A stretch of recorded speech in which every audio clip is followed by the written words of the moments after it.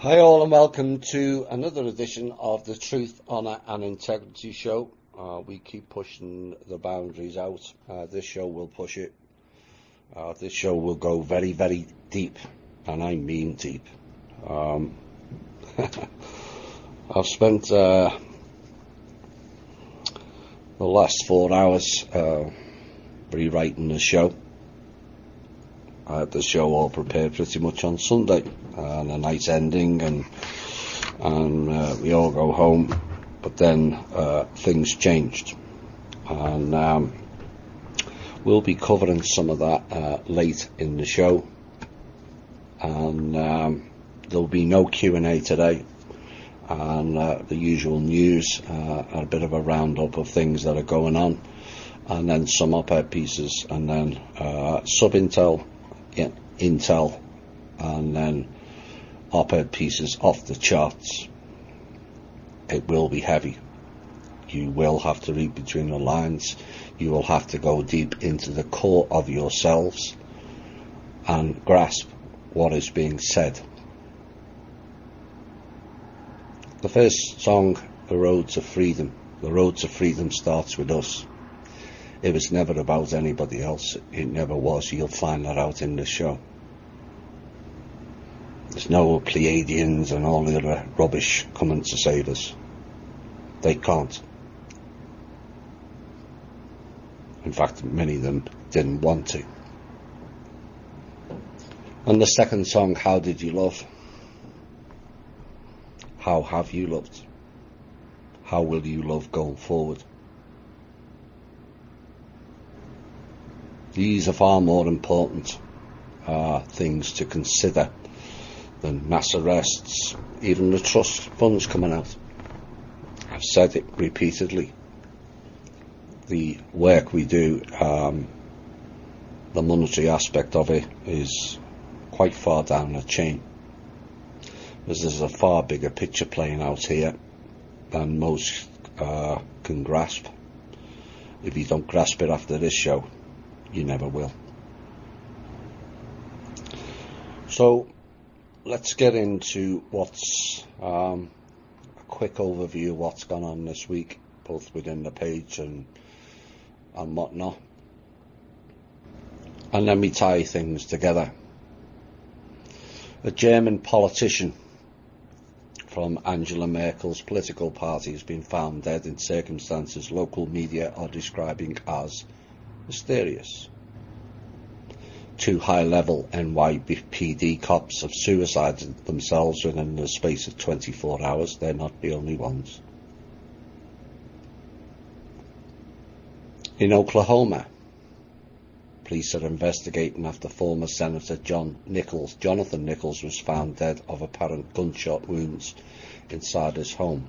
This comes 2 days after former Arkansas State Senator Linda Collins Smith was found dead in her home in an apparent murder.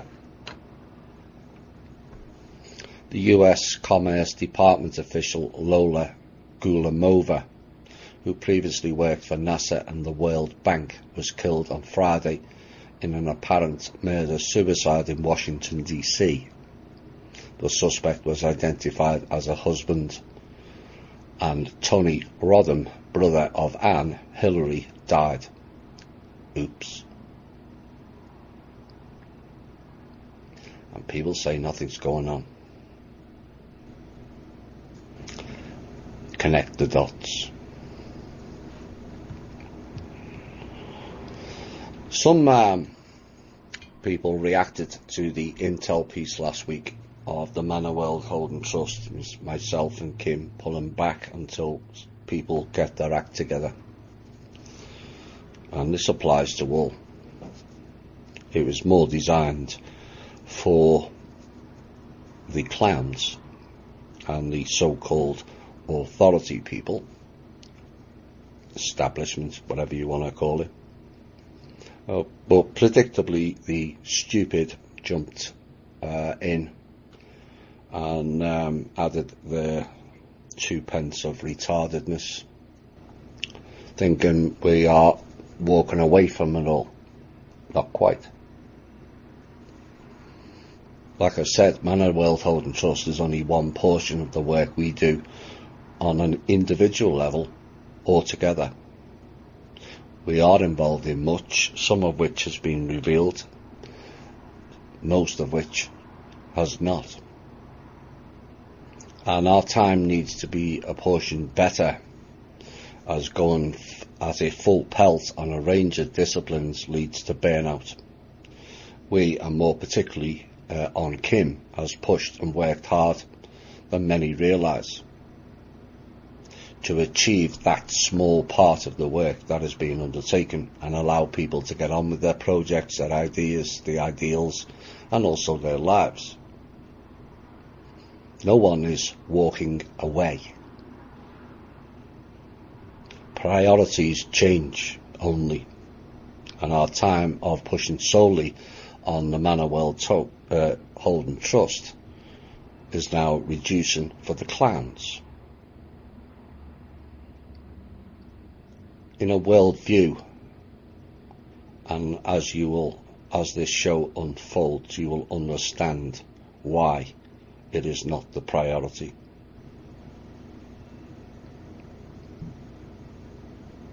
Remember that Kim and the Manor World Holding Trust is not selling anything. It's not promising anything either, as such. The trust will be there for the next 497 years, in fact thousands of years beyond that. But because of the agreement, the trust will be there for 497 years. Whether she delivers it today, tomorrow, 2 weeks, 2 years, or 2 generations. It will come out when the timing is right. That is not decided by Kim or me, contrary to an email this week. It's just not. You don't understand the bigger picture. Some people just don't think enough or care enough as to the people who are doing this work. It's all about just get the money out for some people. That is service to self, and this is why the world is and was in a mess. Do people really consider what goes into this? I often wonder sometimes. Do people understand the pressure Kim is under? How many really care? Everyone wants to know, when are the funds coming out, without the consideration of those doing the work to fulfill that. And what people don't understand is this was part of a mammoth task to undertake into a teeming nest of vipers, clowns, and service to self people. It comes out when it's ready. In my own personal opinion, which means that's just me, I don't think we're ready. And if people were honest with themselves, they would agree. But it's not me who's making that decision. It's not Kim either. Now, last week's show appears to have triggered many this week. And even when you do pieces on people to support and help them, only to have it looked at yet again as some sort of a hit piece. From now on, might I request from our members, please don't ask me my opinion about Tank, Dan or the lawyer, because no matter what I say in relation to Tank, every time it gets twisted into something it is not. As stated last week, I also like Dan Lutz, Dan's current co-host personally, but again, I get questioned of his ethics of being involved in Swiss Indo, past or present. I'm not aware, and his current promotion of and websites of bitcoins and crypto. And I stated this again ends up being reflected onto Tank by people. So clearly I stated I like Dan, and because people ask me about Swiss Indo and crypto involvement, which I don't answer largely, it's suddenly taken by that group as me trashing them. So if you have issues or questions about Tank or Dan, please go and ask them. I will not be answering any more questions about that group, because it appears from my perspective, no matter what I say with regards to Tank or his group, it will not be heard in the manner it was spoken. Once, it can be brushed off as a misunderstanding. If it happens 3 times like it has, then it becomes something else. And this is why people have to look within themselves more. Why do people keep attacking other people with no foundation? The answer is they are attacking themselves, but would sooner project at somebody else. Now, this past week, some members got excited that one potential whistleblower is going to blow all out. And the name is John McAfee. Yeah, he who created the spy network on the people under the guise of computer safety. And then he realised he'd been duped and sold out, and is now potentially coming forward. But yet again, in steps Interceptor Man, as I now call him, into the equation. Seemingly rises out of nowhere, like the Phoenix. Was he involved in Project Phoenix? Despite several hats to wear within the alt media already, yes, in steps Interceptor Man Robert David Steele again. Just like he stepped in on Neil Keenan when our spat was revealing too much on who they work for. He's appearing at this point now to run the whole of the alt media, or so he thinks, and it's up to the people to react to it accordingly. I'm not asking you to do anything. It's your own choice. It's your alt media as much as mine. But wherever there is people potentially blowing stories, whether it's Kevin Annett, whether it's the Crowdsource for Truth, I think the name is, or now John McAfee, in steps Steele, or the collateral accounts, he stepped in on that, or Jordan Sather, he stepped in on that. Are people's not connecting the dots yet? As they should do. Let's get into some news. Which seems insignificant at this point, but we'll go through the show as it, see how it pans out. Now, nearly all applicants for new American visas have been told this week that they will have to submit their social media details under newly adopted rules. The State Department regulations say people will have to submit social media names and 5 years worth of email addresses and phone numbers. Now, this was proposed last year, and authorities estimated the proposal would affect 4.7 million people annually wanting to enter into America. Now, certain diplomatic and official visa applicants will be exempt. No surprise there. That's the clowns. Maybe if they looked into their Twitter accounts of things referencing pizza and small child and all that, maybe they would be able to pick those people up. But apparently, as it stands, that's still ongoing. However, people travelling to America to work or to study will have to hand over all their information. But now applicants will have to give up their account names on a list of social media platforms and also volunteer the details of their accounts on any site not listed. Anyone who doesn't give all of the names and hands over all of their details, or who lies about their social media use, could face serious immigration consequences, according to official. Now, if you don't list all the names that you are operating under, and they find one, you will be denied access to the country. That's what they're saying. Unbelievable. But yet again, it's indicative of certain rules applying only to certain people. Like it said, certain diplomatic and official visa applicants. Well, what's official? Everyone's official.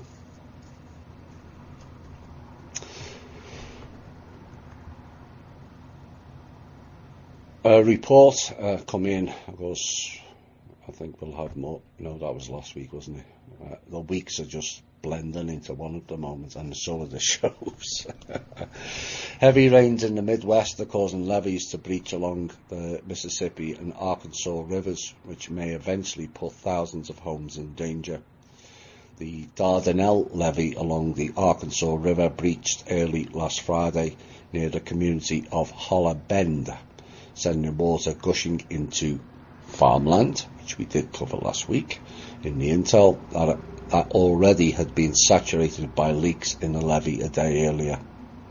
About 75 homes from Holler Bend, just downriver from the city of Dardanelle, have so far been impacted by flooding in a 3-mile area, according to Yell County Emergency Management Director Jeff Gilkey. Now, the Yell County Judge Mark Thone urged everyone in the area to evacuate immediately, and the rushing waters is expected to spread to Smiley Bayou, an area of about 500 people. Now, because the terrain is hilly, only an unspecified number of people in low-lying areas are expected to evacuate. Now, just upriver, Dardanelle, a city of about 4,700 people, was preparing for floodwaters eventually to encroach from the bayou side, according to the Mayor Jimmy Witt. Maybe in the future we have to move away from rivers and oceans altogether. You know, it's costing a lot of people lives, it's creating traumas,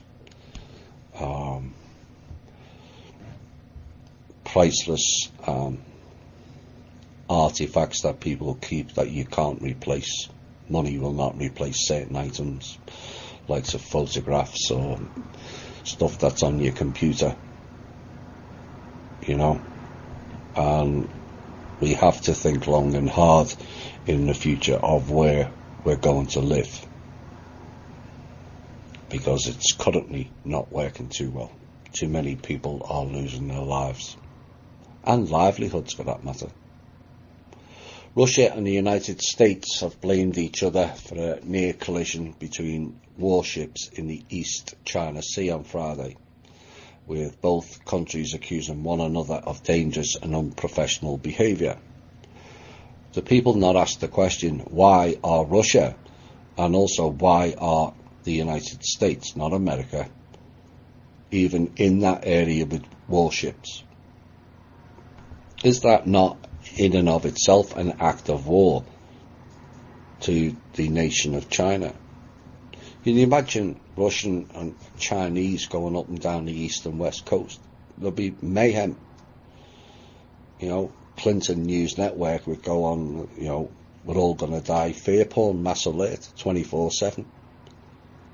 And yet it's kind of just accepted that it's okay to be in that region. Anyway, Russia's Pacific Fleet said that the USS Chancellorsville, a guided missile cruiser, came within just 50 meters, 165 feet of the Russian destroyer Admiral Vinogradov, which had been forced to take emergency action to avoid a collision. And they cited a Russian Pacific Fleet statement as saying the incident took place in the early hours of Friday morning in the eastern part of East China Sea at a time when a group of Russian warships was on a parallel course with a US naval strike group, and the US guided missile cruiser Chancellorsville suddenly changed course and cut across the path of the destroyer Vinogradov, which then came within 50 meters of that ship. Unbelievable. And from an overview, beyond ridiculous. You know, dick swinging with warships,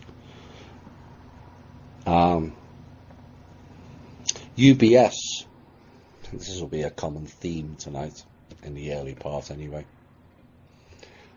needs to get more money in the door from wealthy individuals, again a sign of the banking collapse. And the Swiss bank is turning to Japan, no surprise, because guess who's just been there? Put 2 and 2 together and you'll make 4, not 5. To make that happen, the company announced on Friday that it was launching an alliance with Japan's Sumitomo Mitsui Trust with the goal of creating a one-stop shop for asset management products and services. Now, the Sumitomo Trust has 285 trillion yen, which is about $2.6 trillion, under management, while the UBS has over 2.4 trillion.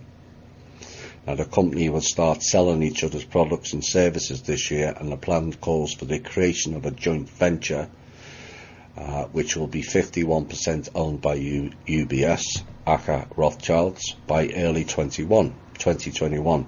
And the arrangement shows how UBS is thinking about expanding its customer base outside Switzerland.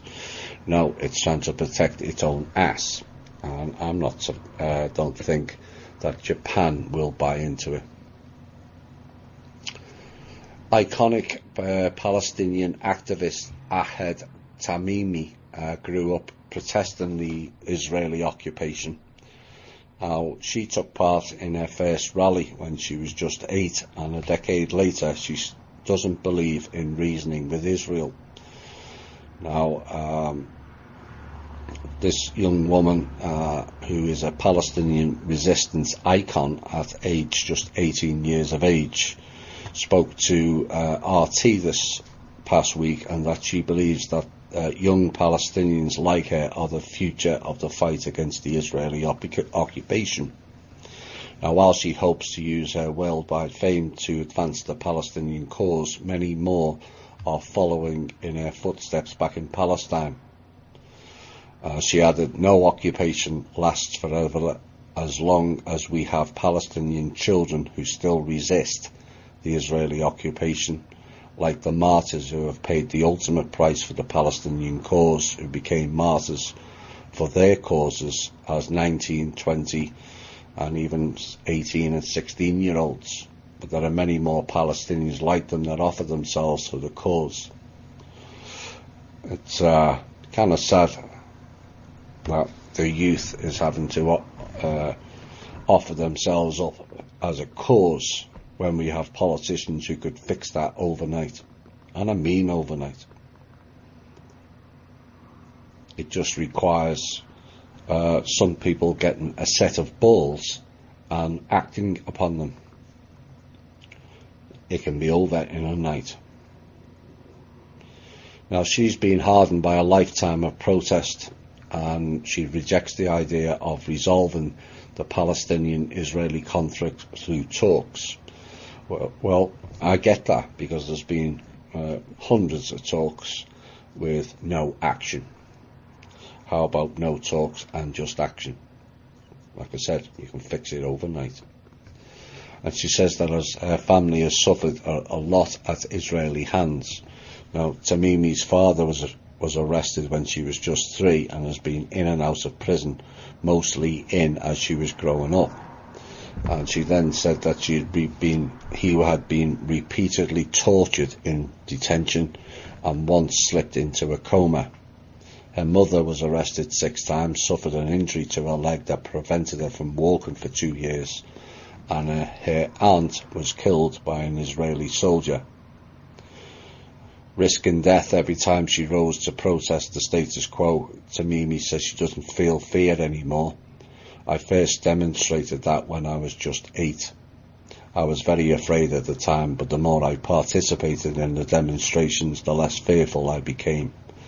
And she said that she refuses to be victimized by the Israeli oppression, calling herself a freedom fighter rather than a victim, which is an important concept to grasp. And the only way to liberation is popular resistance and the confrontation of the occupier in all ways possible. So I thought I would add that piece in. It seems, we have certain freedoms in this country, not as much as we would like, but when you're living in that environment day in, day out, it does create anger and the want for violence.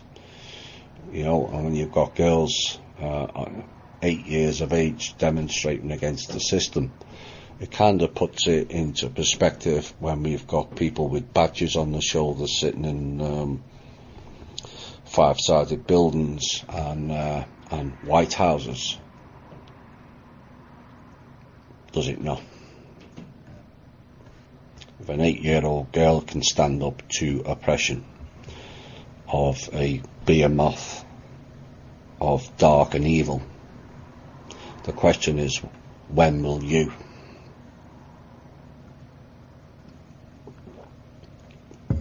Talking about violent starts, Pride Month has got off to a violent start, and in the first week of June, the killings of 2 gay men and a transgendered woman in Detroit, and also a gay man outside of Atlanta, have highlighted an alarming uptick in attacks against the ever-increasing letters people, LGBTQ. It'll be running out of alphabet surely, and hate crimes in general. And the month has really started very tragically, according to Georgia Equality Executive Director Jeff Graham, and this is part of the challenging times in which we live. We know that discrimination of LGBT folks at this time is an all-time high. I have in part championed their cause, but it comes to a point where you end up like the system and the Ouroboros, where you end up eating the tail and carrying on.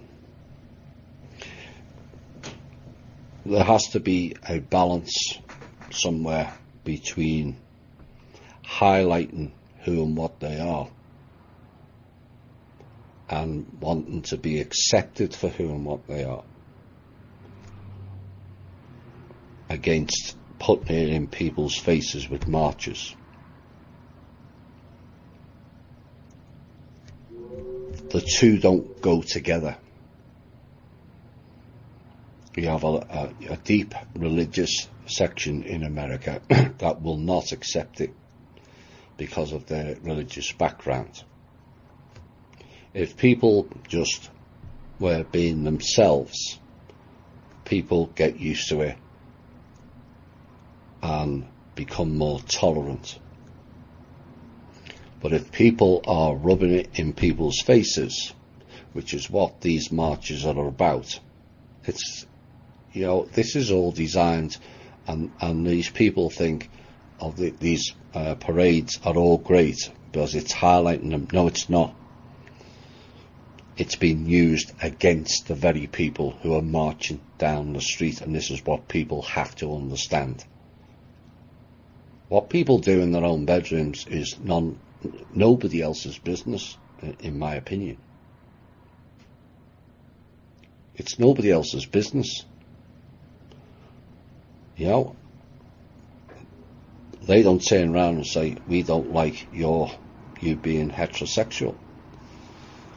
But then we don't march down streets shouting, I'm a male, straight, heterosexual, white man. So the minority then becomes the dominant force, and this is part of the programs. The same thing happened with the black people. We have to be nicer to blacks. No, they were using the blacks. And then the blacks, Black Lives Matter, who funded that? Soros. Why? Because they told you years ago they were going to use the black people against the whites and make the whites feel guilty. No. It's about all coming together. So if you're going to have parades and marches which promotes only one group, that in and of itself, from an overview, is racist or sexist. Because that's then repeating, it's going from one extreme to the other. It's repeating the same program of switching from side to side. This one's more important, no, that one's more important. The key to it all is we're all important, no matter what sex you are, what colour you are, what country you're from. And the minute everyone gets that, this planet changes. So let's quit with these marches. People have recognised who and what you are. That's enough. We don't need it rubbed in your face. Whether you are for or against, it matters not. People don't like anything pushed in the face. And the people who are organising these marches are selling the very people they're stating that they're promoting. Wait for time. I may have to skip some of these news people.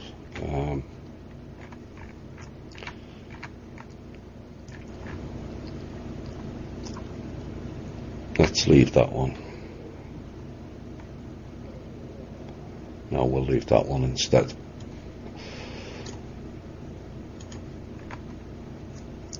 Israel has the right to annex at least some, but unlikely all, of the West Bank, according to the United States, in the back pocket of the Zionist ambassador David M. Friedman. Of course, David was born in New York and also to Jewish parents. Yes, I've said it again, because it's real again. Opening the door to American acceptance of what would be an enormously provocative act. Prime Minister Mr. Nutty Arsehole has promised to begin annexing Jewish settlements, there is no Jewish settlements, in the West Bank, and a move that would violate international law and could be a fatal blow to the two-state solution of the Israeli-Palestinian conflict. And Mr. Freeman said, under certain circumstances, I think Israel has the right to retain some, but not all, of the West Bank.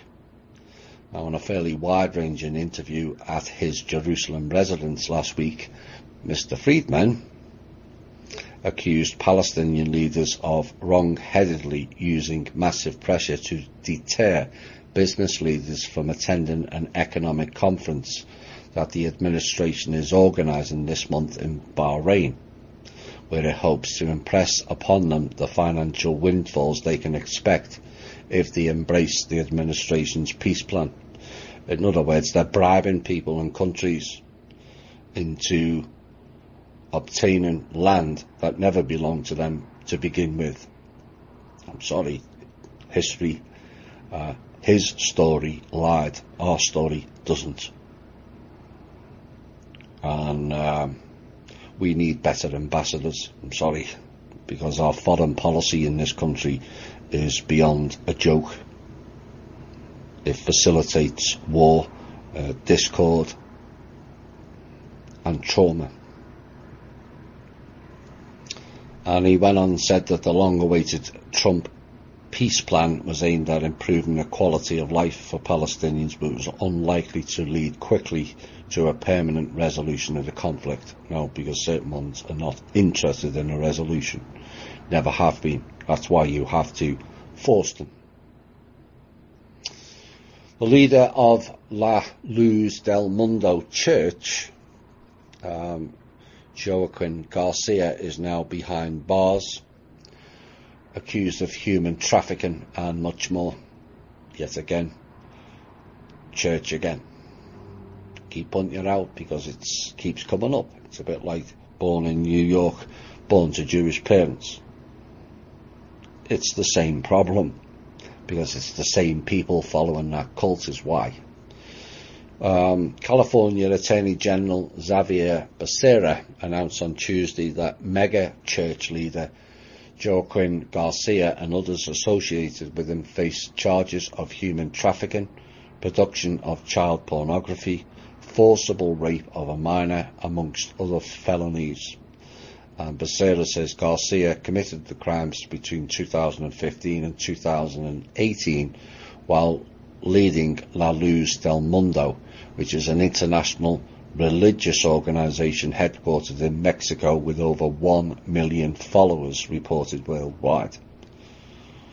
You know, it beggars belief. In the criminal complaint, it's alleged that Garcia and his co-defendants allegedly coerced victims into performing sexual acts by telling them that if they went against any of his desires or wishes as the apostle, they were going against God. These people are beyond sick. And this is not one-off churches either.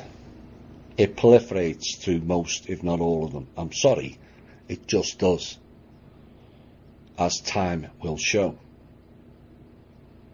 And people attending those buildings are not helping. They're just not helping. They're in roundabout way, you're facilitating it.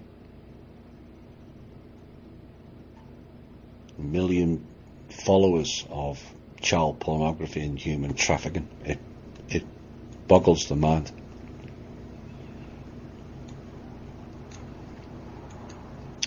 House Judiciary Committee Chairman Jerry Nadler, TikTok, told Democratic leaders at a closed-door meeting this week that he would issue a subpoena to Robert Mueller within 2 weeks if he's unable to reach an agreement to secure the former special counsel's public testimony.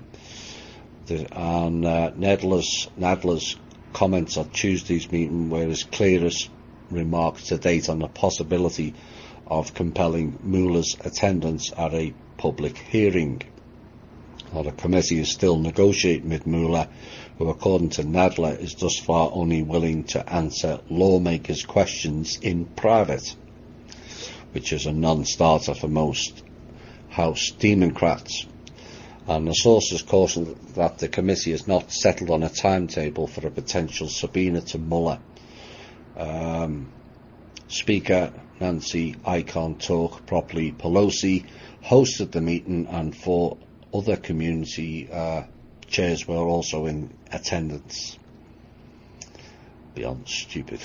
That's another complete waste of energy and time, that lot.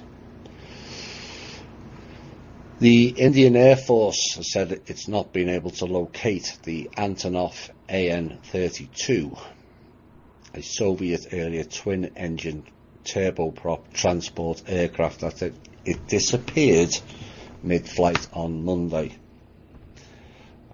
That's more fun and games. Now, the plane took off around 12:30 at Jorhat, a city in India's eastern Assam state, bound for an airfield in Manchuka, which is about 128 miles away to the north. And the aircraft contacted ground control about 30 minutes after takeoff, but had not been heard from since. And the families, listen closely, of the 13 Indian Air Force personnel on board have been notified. Another former president has been arrested, this time Pakistan.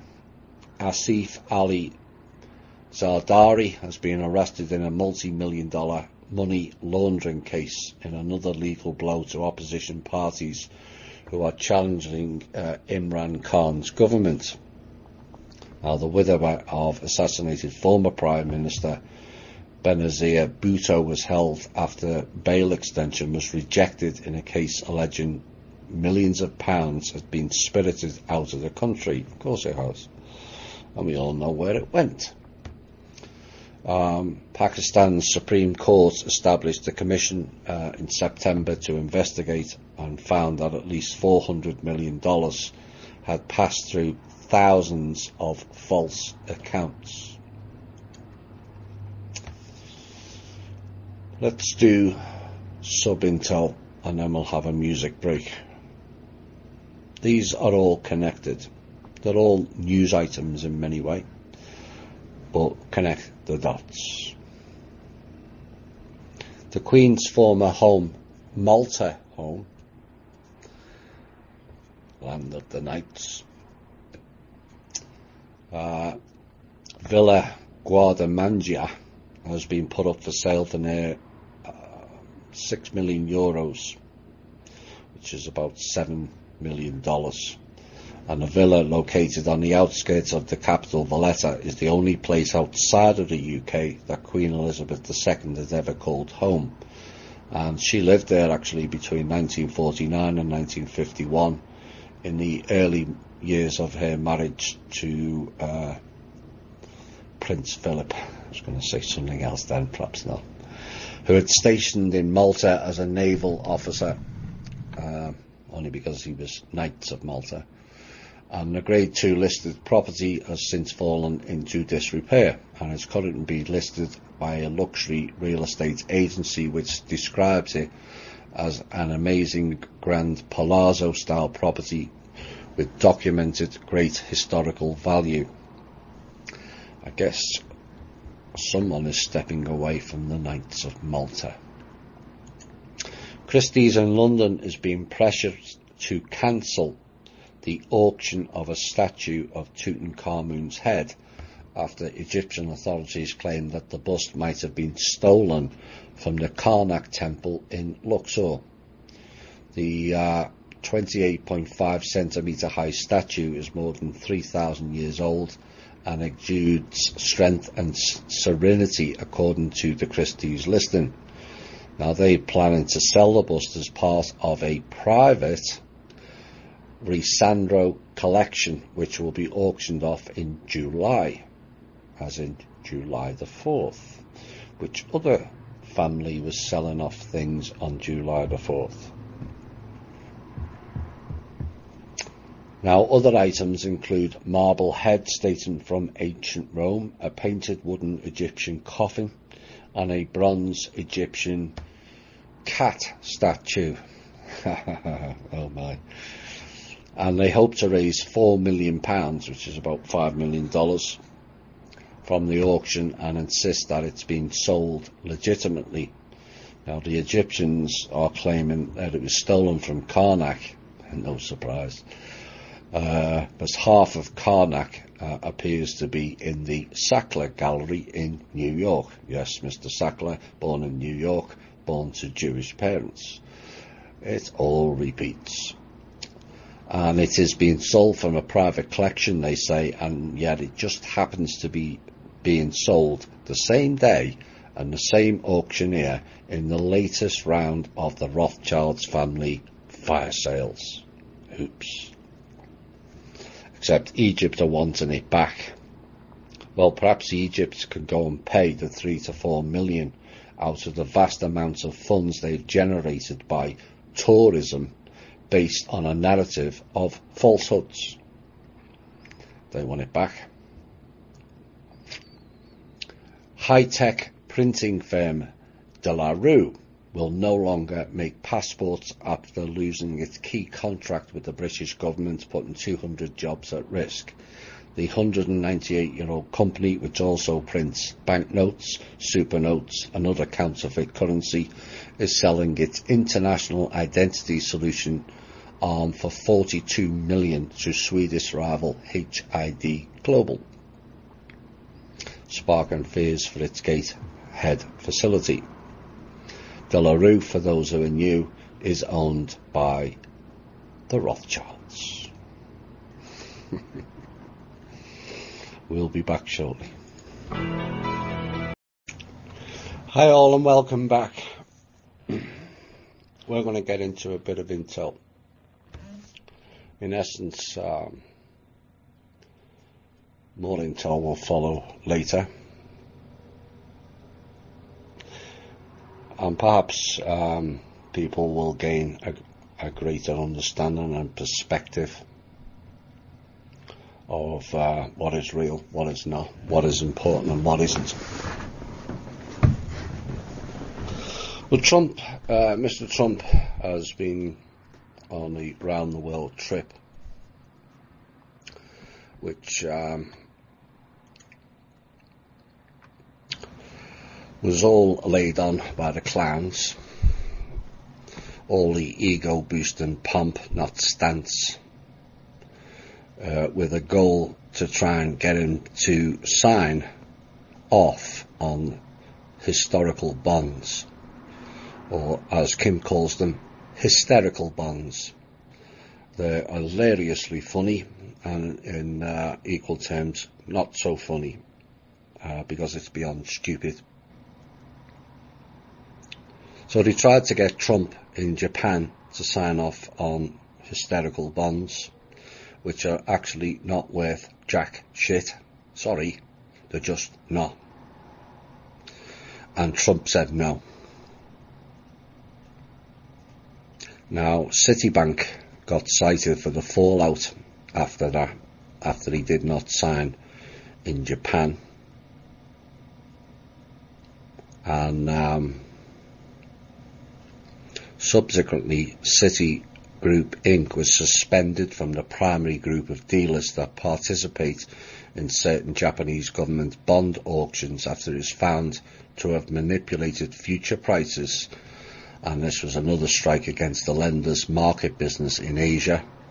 And the Ministry of Finance ordered Citigroup Global Markets Japan Inc. exclusion from participating in non-price competitive auctions and certain other government bond sales from today's date. Now, the suspension, and I suspect that suspension is expected to last for a month.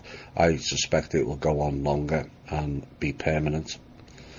It comes days after the Financial Services Agency had fined the firm 133 million yen, which is about $1.2 million, and ordered it to improve internal controls for failing to detect instances of manipulation of the Japanese government bond market. Now, what it was found is Citigroup was found to have placed orders last October for JGB future contracts without intending to execute them, a practice known as spoofing. Trump then went on to the UK, and all the pomp was laid on there also. And he was told to sign off on the historical bonds, and he told them to go away.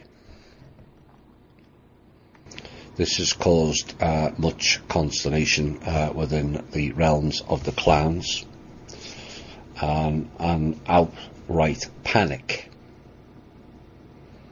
Now, generally what happens when events of that nature fail to materialise, a major public head figure will roll and face that consequences, following the failure to get Trump to sign off on the historical bonds.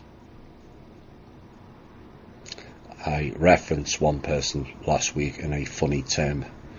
Perhaps you can all go and listen and then put two and two together. So what are historical bonds? Well, essentially, bonds are created during wartime, and they are IOUs, in essence, promise to pay the bearer. And it doesn't just happen to be war as we know it, where it means cowardly people drop bombs from 30,000 feet on people who don't deserve it. It involves any other reference with the term war, like the war on terror, which doesn't actually exist, but that then creates bonds. War on drugs also creates bonds, which they cash in and leverage beyond hysterical levels.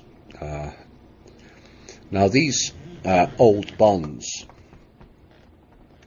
were cashed in and or reconciled to the various families who held them, who were the then trustees of that nation. So the Habsburgs and all the other family lines. All of them were cashed out by one family or another when the system itself was transferred over to digital back in 1978. Although there is some evidence of some families cashing out bonds belonging to other trustees and or nations as well. No surprise there, the snake eats the snake. So all of them were cashed in prior to 1978, and yet we still have families connected to Anna von Reitz, Fulford, Langley 2, agents trying to go round and collect on these bonds. They're all finished, gone.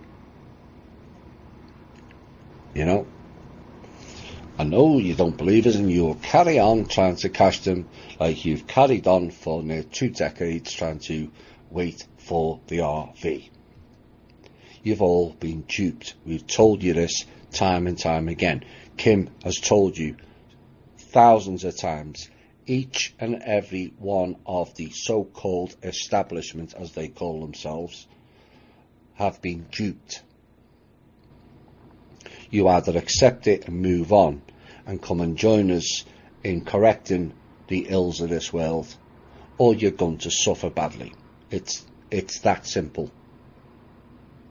We're not playing your game anymore. We don't have to. We never had to begin with.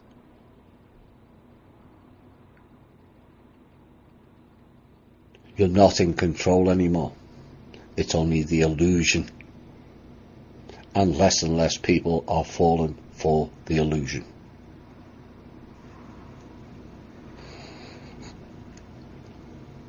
Another part of the intel, which is actually part news piece, is the pending merge and potential challenge to avoiding using the Manor World Holding Trust, and also one of our major projects in planning and waiting to roll out. And we find this week that this statement made by United Technologies CEO. We have the technologies to address all 10 of the defence tech that the Pentagon is looking for, whether it's hypersonic or directed energy weapons, quote unquote. That was the United Technologies CEO Greg Hayes and Raytheon CEO Tom Kennedy on the company's merger. And the deal impacts on jobs, and also they are working with the DoD. Except we don't need more of your destruction-based technology. And this is a play to get the Pentagon to look away and move away from the Manor World Holding Trust. It won't work.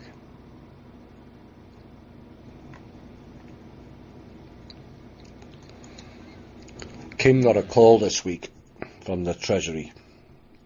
Mr. Kitty Fiddler himself. It wasn't him that rang, but from his department, requesting funds. And they notified Kim, quite why they notified her, but she knows already. She knows how much equity is in every single bank around the world. But they notified her anyway and told her that the 38 billion in negative equity, the United States Treasury.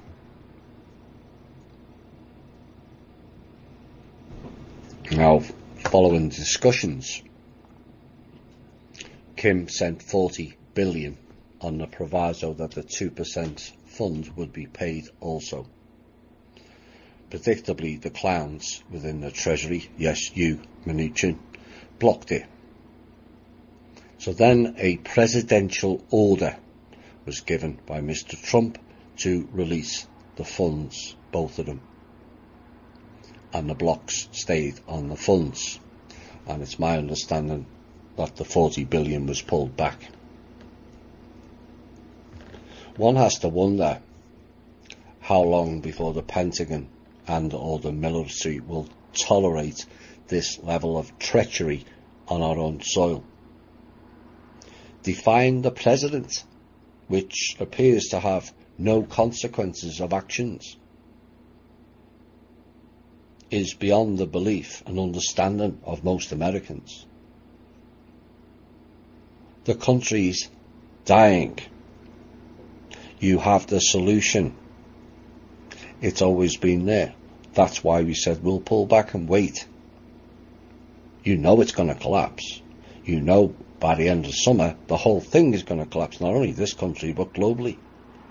They have nothing left.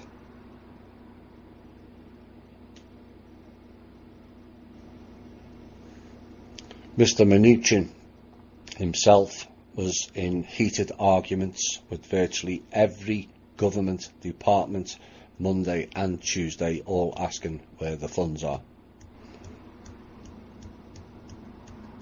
And again, at which point do these people not get it? There is no funds in their system. It's gone. Why do you think the Queen, why do you think the Rothschilds and all the others are fire sailing everything? Because they've got nothing left. Zero. That's that sale coming up on the 4th of July, the Rothschilds. That's at least the 5th fire sale they've done in the past 16 months. Do you not get it? The only funds available is within the trust. And so we wait. Things that got that bad on Tuesday. Wells Fargo suspended all transactions in or out of the bank due to a lack of capital to operate. As I understand, that will increase. Once again, keep cash. That's the intel for this week. We're going to go into op-eds. And I did the Cassandra letter last week, which created varying degrees of emotions. And a hard look by some people at the fact that there were certain portions of that which was brutally true. How we ignore the people of truth because we won't face up to reality. But there was one line that was overlooked, and it's a key line. You see, it's easy to point fingers and blame others. It's not as easy to look in the mirror and face your own fingers pointing at you. Quote, "You had your chances in your perfect world. When that wasn't enough, we were created to lead you." Unquote. That's a lie for a start. Again, something they won't accept, or they wouldn't accept. So let's accept that that was real. So, yes, you led us, Cassandra, and you failed in your leadership skills and near tipped this planet into the abyss. Let's get it right. Real leaders guide and support. You played the ego games of we are more important than everybody else. Your leadership skills sucked. It sucked ass. And that is why you are no longer here. It was fine hiding in the shadows, but when the light was shone upon you all by Shane and our show, possibly for the first time in history, you all ran. Leaders, my ass.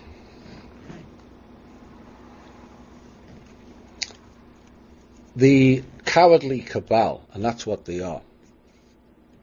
These people are not tough. They're cowardly. And the elites also. Have now decided that they're going to delete thousands of videos off YouTube, blogs, Reddits and Twitter accounts.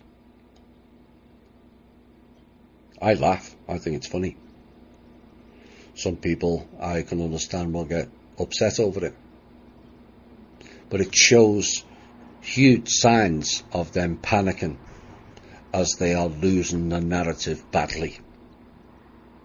Yet the same YouTube allows spirit cooking, elite bakers making life-size and like babies as cakes and then cutting them up. For those of you who saw that on Facebook. Which sick retard buys these cakes life-size and it almost it looks like a live child, and then cuts it up? Again, it is a sign of complete meltdown within their society and the lengths people go just for fame and or money. It's beyond sick. This is the effect that the alt media has had. Now, if you can only get rid of the clowns in the alt media, by now you all know who I'm talking of, and combine forces, imagine the effect we can have now, with more and more getting on board to reality. We'll have more about the internet shortly. So this is the latest from Kevin Annett last Friday. Global news communique from the ITCCS. Top government, corporate and church leaders in Canada are indicted and issued summons to appear before a genocide tribunal, as long as Interceptor Man doesn't turn up at that as well. Prime Minister Trudeau, Governor General Papal Nuncio and CEOs charged with crimes against humanity. And this piece has come out of New York and also Vancouver. Not much difference in the way of criminality in those two particular regions. It's littered with dark satanic. Littered with it. 21 high officials of church, state and businesses in Canada were issued a public indictment and summons on Friday that charges them with crimes against humanity. The 21 individuals are required to appear before a public tribunal inquiry in Vancouver on September the 16th.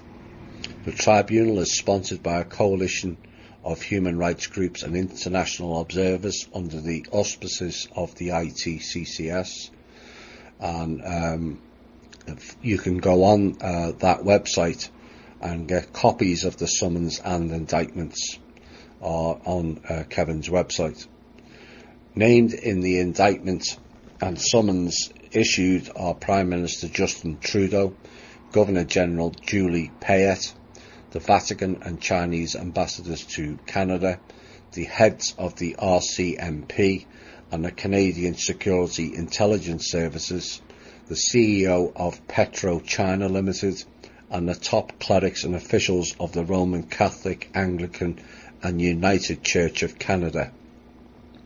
The indictment charges that the persons named have willfully planned, committed, concealed and aided and abetted intentional genocide, including the imprisoning, harming, trafficking, exploiting, torturing and ritual killing of Indigenous men, women and children, the violent occupying and exploiting of Indigenous lands and resources, and the active defrauding of the Canadian people and the obstruction of justice. The tribunal has the mandate and authority to convene a follow-up common law court to actually prosecute and sentence the persons named in the indictments are depending on the tribunal findings. The convening of this public tribunal of inquiry was prompted this past week by the Canadian government's public admission that it perpetrated genocide on Indigenous people within its own borders. Under international law, and specifically the United Nations Convention on Genocide, to which Canada is a signatory, once that crime has been admitted and proven, Canada and guilty individuals must now be prosecuted and punished for genocide, regardless of their rank or office.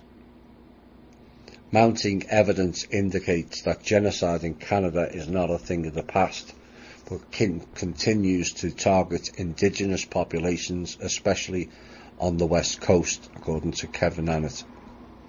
Our investigations reveal an active complicity between the Trudeau government and the Chinese corporate interests that are wiping out Aboriginal families across British Columbia to secure their lands and resources.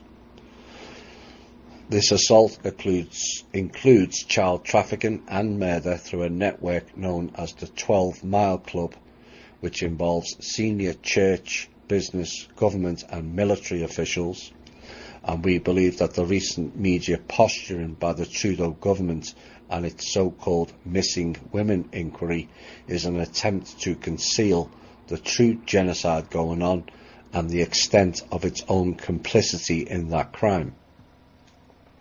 Now, the tribunal has requested that the United Nations peacekeepers and observers be present at the September 16 inquiry to ensure the safety of the proceedings and its personnel, including Kevin Annett, who is illegally detained by Canadian government operatives on May the 15th. International forensic specialists will work with the tribunal to exhume alleged mass graves of children identified by eyewitnesses. And if you want regular reports of the work of the Public Tribunal of Inquiry, which will be issued at murderbydecree.com, and Kevin has a live show every Sunday at 6 p.m. Eastern Time on bbsradio.com/Here We Stand.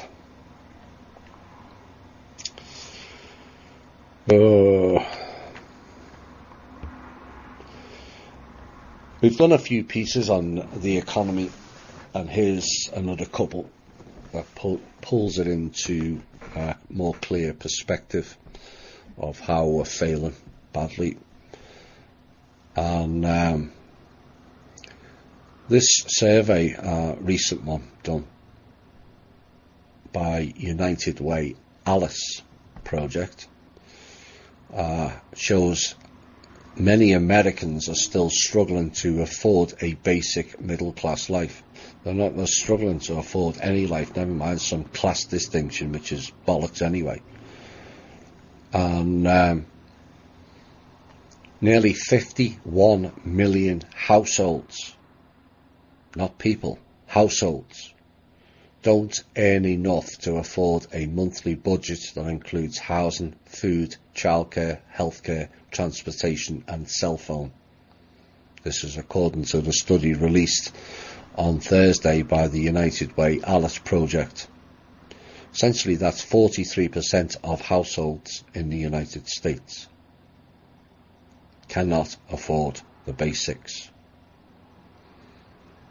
Now, the report says the figure includes 16.1 million households living in poverty. The number of people listed on the US debt clock, the real figure, is 37,696,000.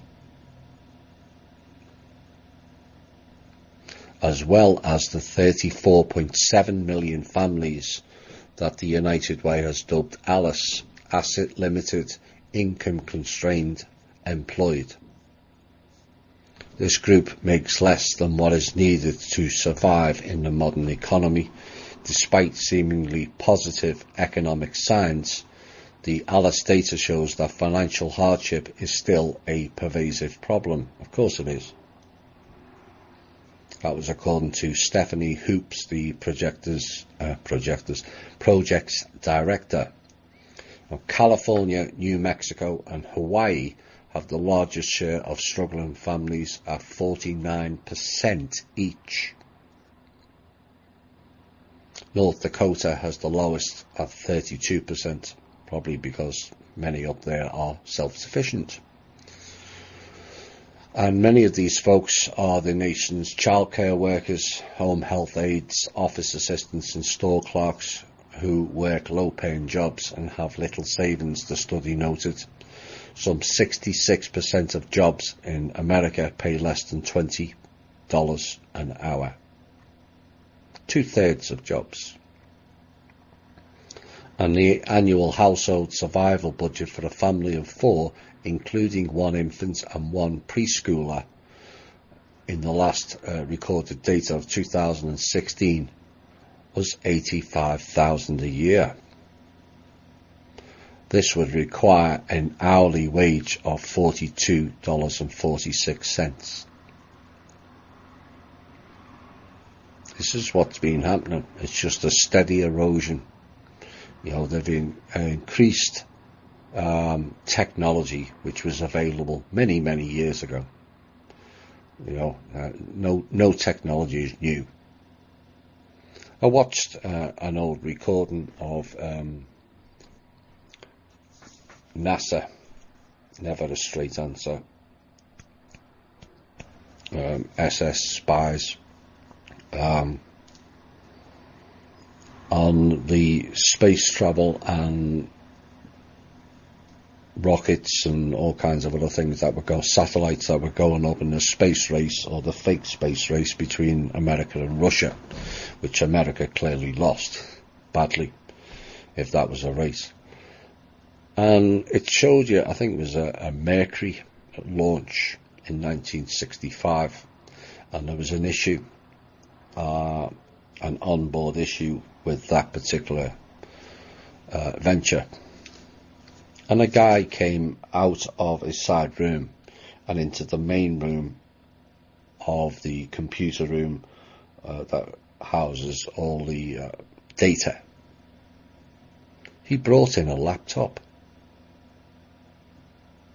1965. Most people, because we're used to seeing it, will not equate. Hang on a minute. He's just brought in a laptop that was 30 years ahead of time. And this is what I keep telling people. Technology is not the future, it's the past. There is no new technology. There never was. It's all been here before. Lots of it built by humans. Not ETs, humans. So the average wage for a family of 4 with 1 infant and a preschooler was $85,000 a year, which would require an hourly wage of $42.46. So how are the people on $9, $10, $11 an hour going to survive? Clearly they don't. And this is why we need to change. Millennials are doing far worse financially than generations before them, with student loans, a new thing added in, rising rents, which is deliberate, higher healthcare, which is a misnomer in and of itself. They're not interested in making you healthy, they're interested in selling you drugs. Pushing the average net worth for millennials below $8,000. The net worth of Americans between ages 18 to 35 has dropped by 34% since 1996. And this demographic is paying more for education, which is a waste of time, and such basics as food and transportation, while incomes have largely flatlined. Education expenses have climbed 65% in the past decade. Food costs have jumped 26%. healthcare 21%, housing 16%. I think that's low. I think it's jumped a lot more than that. And transportation has rose 11%. And there are now expenses that most consumers didn't have to account for 20 years ago, including smartphones and data plans.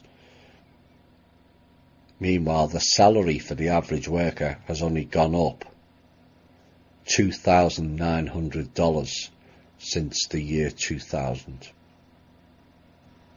$152 a year. And yet food's gone up 26%, health 21%, housing 16%, transport 11%, and education 65%.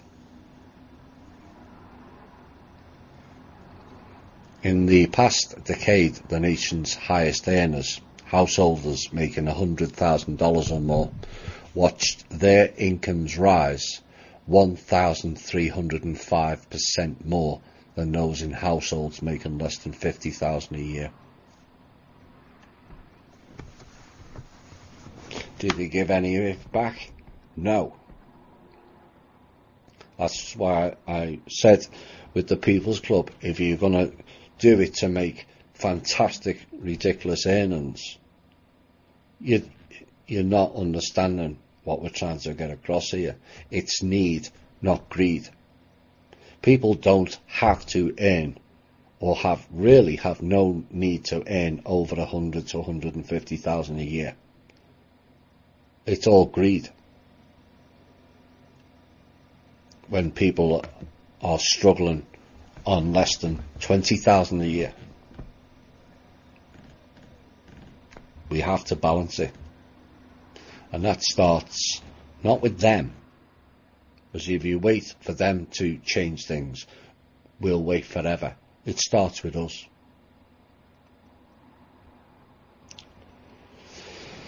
News that came out this week, and I guess the fourth and final Garden of Eden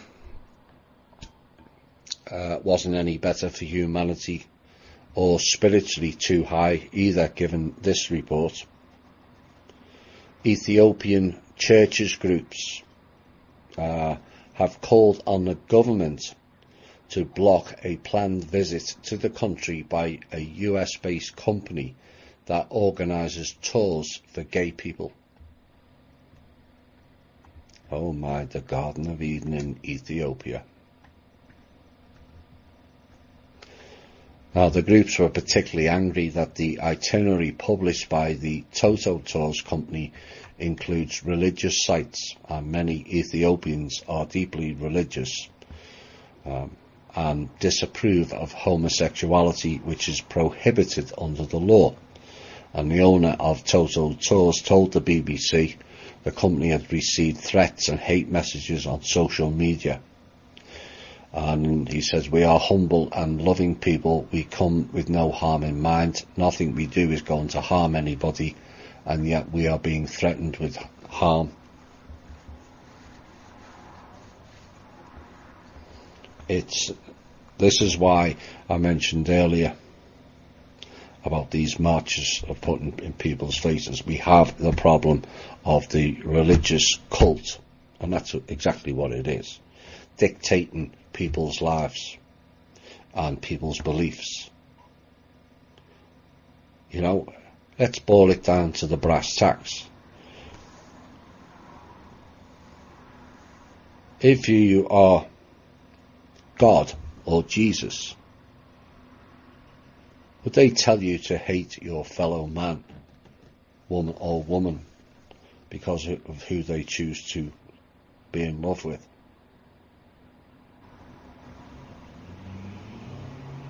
Do people ask these questions? Because if God or Jesus, whatever you want to call it, tells you that, are they really the people we should be putting on a pedestal? Again, your choice to answer. But can you imagine if the People's Club has a business or an attraction somewhere, and it banned all religious people from attending. Oh dear. Can you imagine the outcry? And yet these people think they're above and beyond everybody else to dictate to others.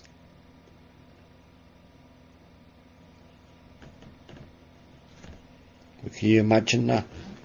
All religious people are banned. Oh dear, the screams of the damned would be merciful. We're going to have a music break. Perhaps this is fitting. Nothing else matters. Hi all and welcome back. We've got a couple of more pieces to cover of what was the original show, and then we're going to get into something that people are going to really have to get a grasp on after the next music break. It will bring in a range of emotions, and it may upset some, and it may bring tears of joy to many. We'll see how that unfolds.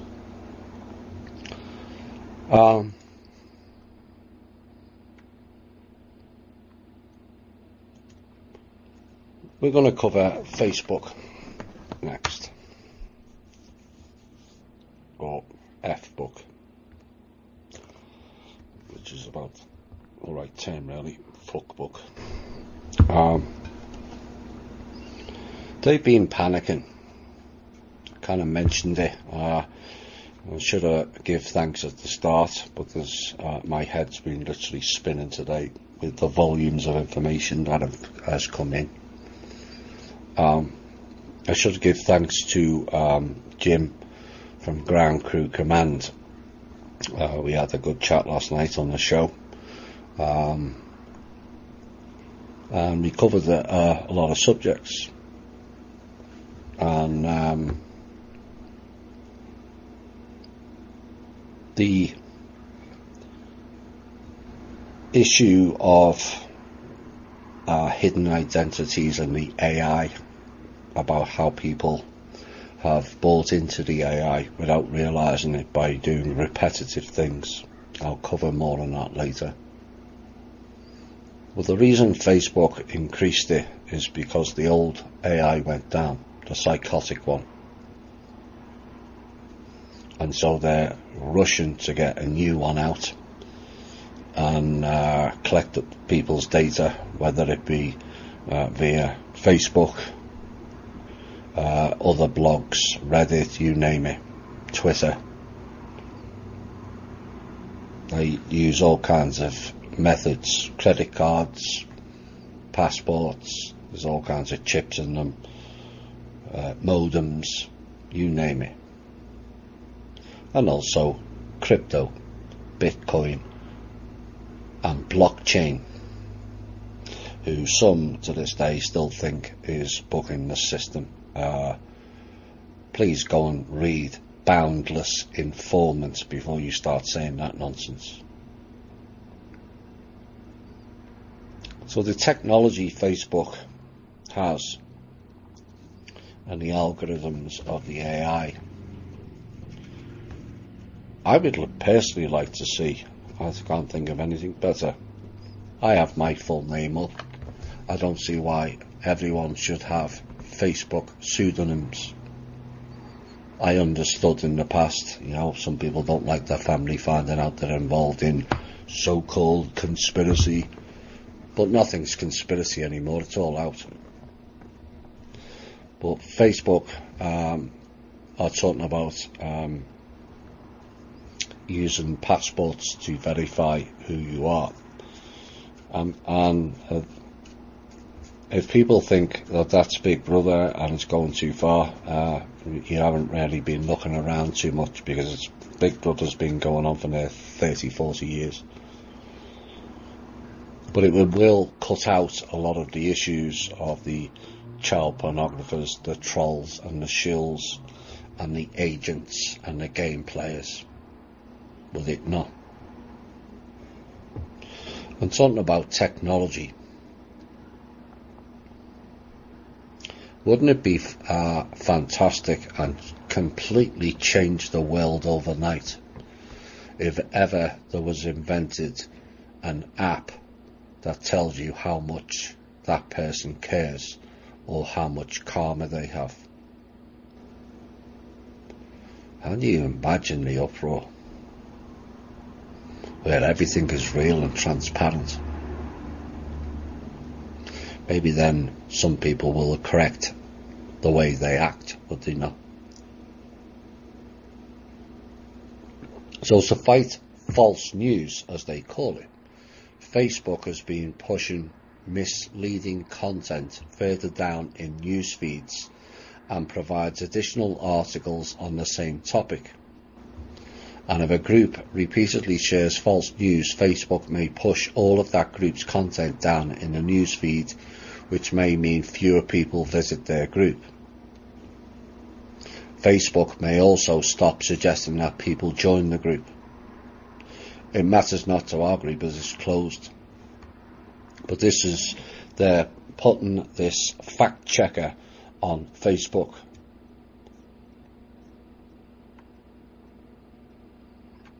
I'll have more on that shortly.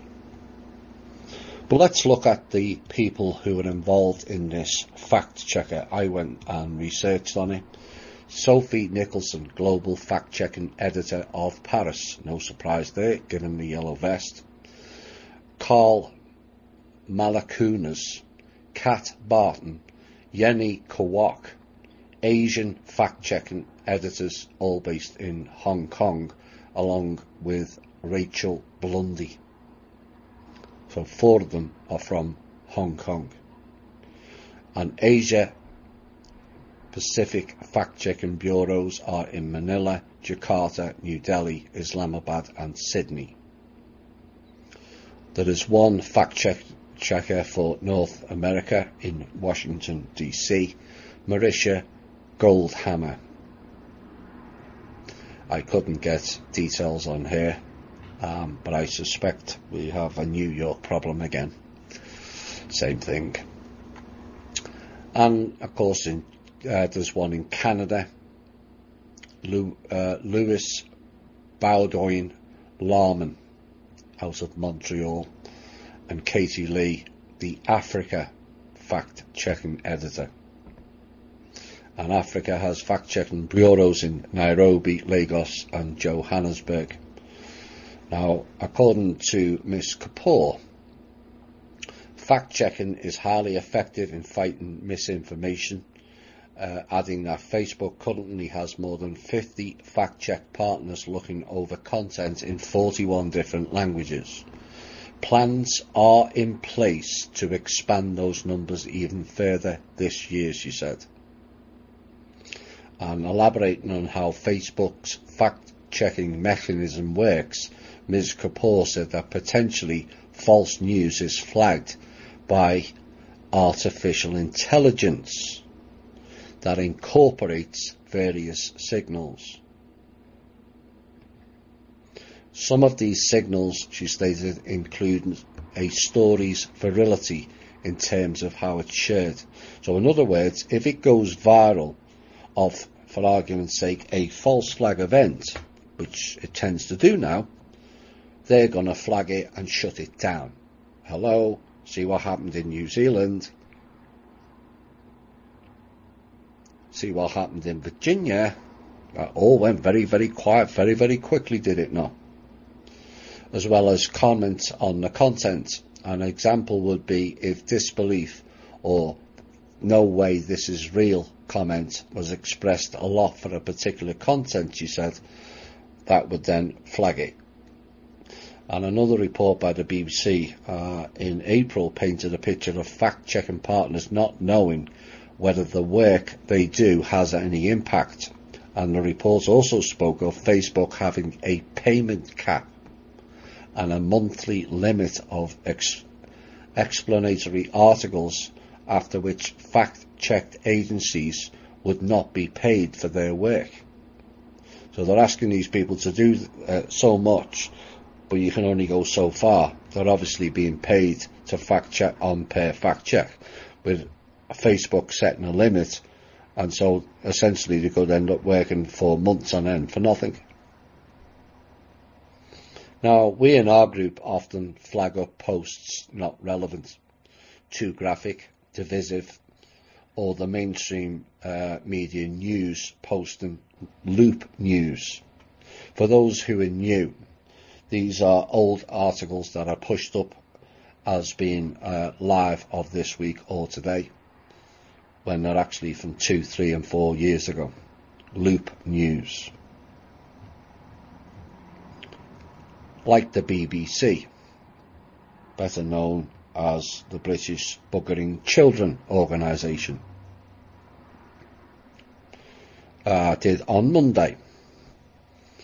They ran a News Today item announcing Gene Wilder, the funny guy, had died that day in that day's news.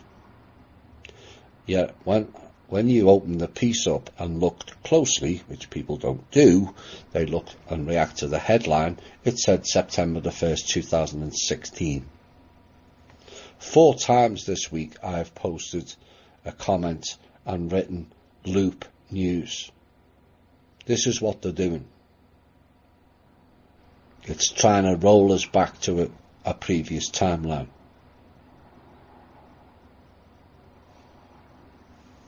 But why don't these cabal-appointed clowns look after or false check the mainstream media?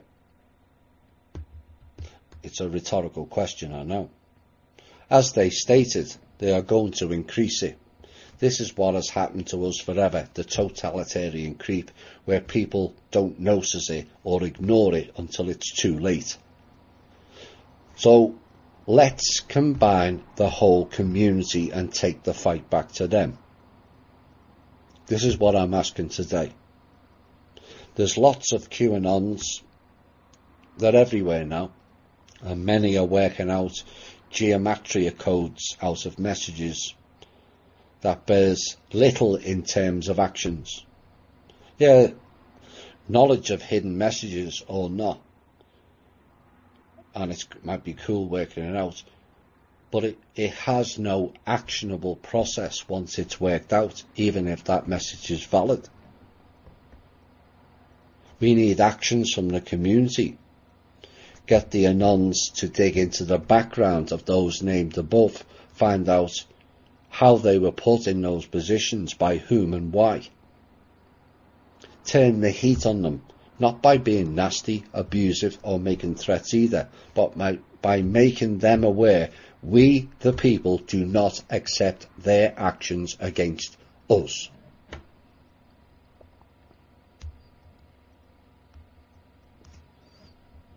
And I've written a small piece which I hope will fit on Twitter, which can be posted. I will post it on the Think Different site. I will post it on the MeWe chat and on the Facebook page also. WTP, we the people, /anon, fact checker. Upon our review, we declare this piece to be false, misleading, propaganda, misdirect or lies. You have been flagged as a rogue organisation within our community as delivering news under false pretences that we consider detrimental to humanity and in some cases treasonous to our country. If you see an article on Clinton News Network, Fox or any of the other clown organisations, post that. Post it everywhere.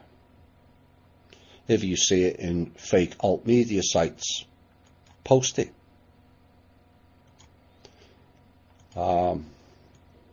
This is the way to fight back. 1 second. This is the way to fight back. We declare our own fact checker, and we'll post on their sites all over it that we're not accepting their lies and their bullshit. We the people and Anon's fact checker. Post it everywhere you think that they're delivering false news. Just post it on the MeWe chat. This is how you fight back, people. This is actionable events. Working out geometries and all that nonsense is not an actionable event. So you know the knowledge. Well, what are you going to do with it? This makes them aware we're not tolerating their lies and their news. And it applies in every single country. Post it on the BBC. If their news article you find is not correct, post it. Make them know. Make it go viral. Oh my, that will upset the Facebook AI.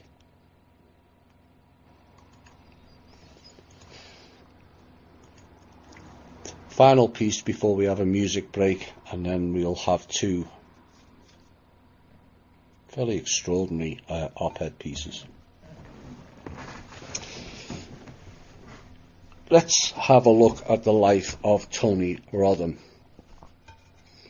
brother of Hillary Ann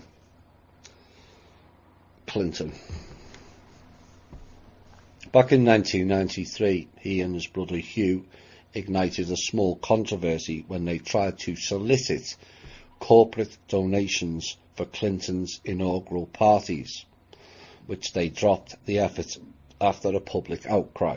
1993. In 1997, Rodham tried to arrange meetings between Paraguayan President Juan Carlos Wasmosy and President Clinton, and also the powerful Moscow mayor. Oh my, Russian collusion in 1997. Yuri Lutskov, and also the President of Russia. In 1998, Tony Rodham paid a visit to a dictatorial Prime Minister, Hun Sen of Cambodia.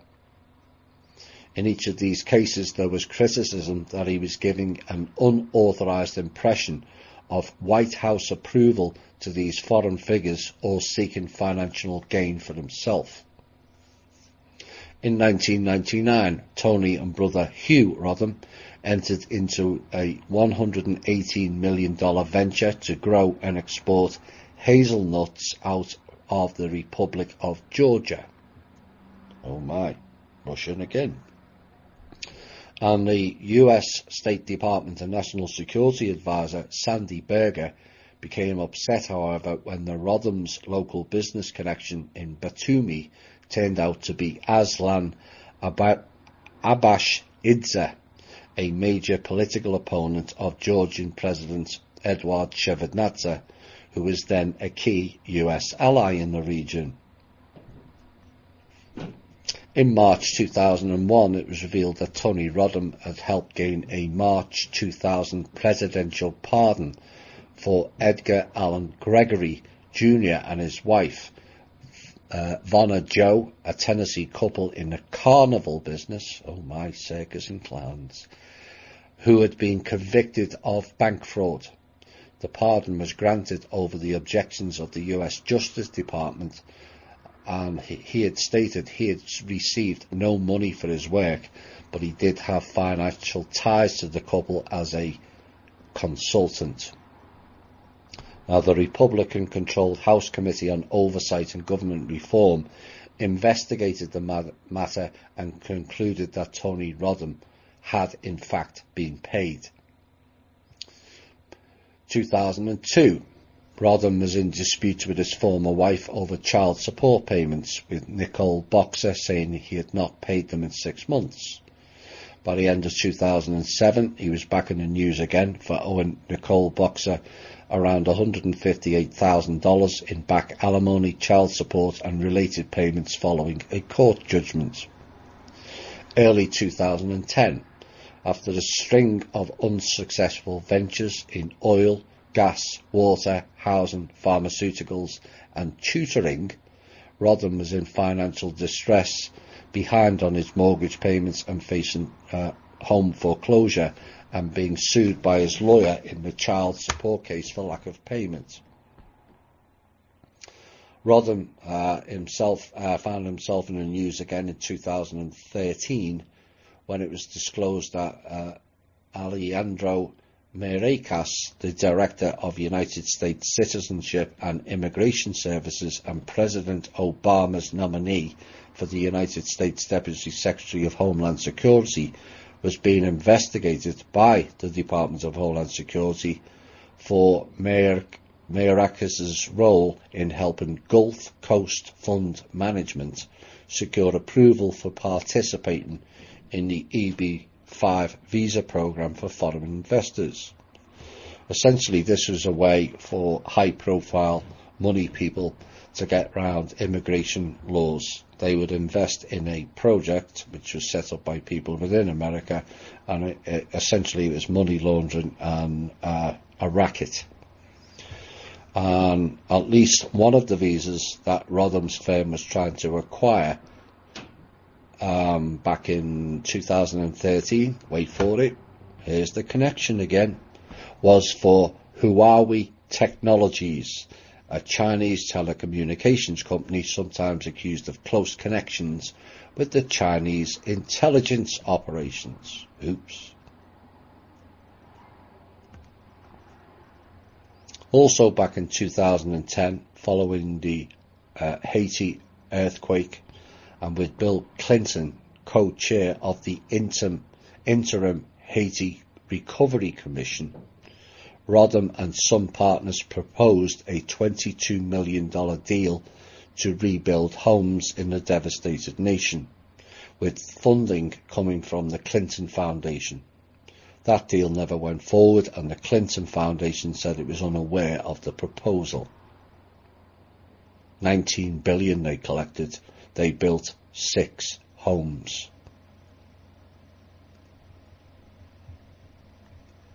In October of 2013, Rodham joined the advisory board of VCS Mining, a Delaware-based company that was planning a gold mine in the Cap-Haitian arrondissement area of Haiti.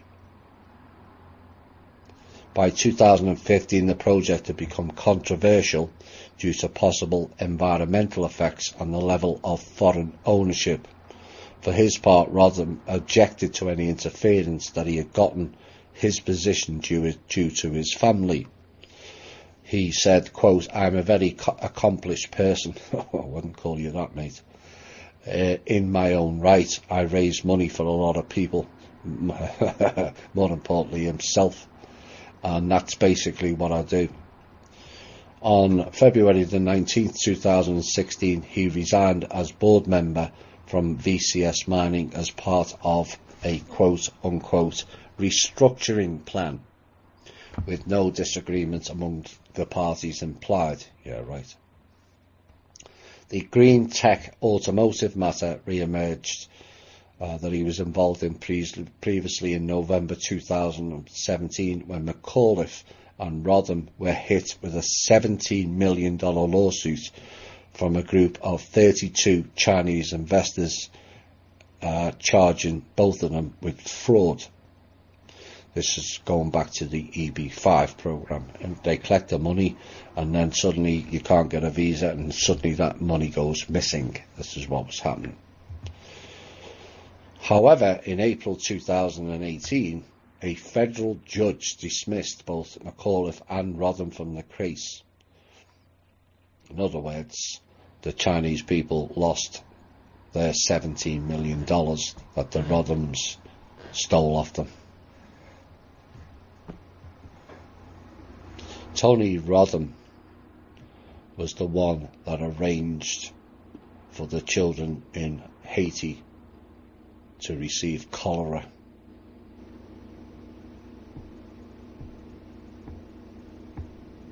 They were child trafficking them out using the military. for organ harvesting, ritual and sacrifice.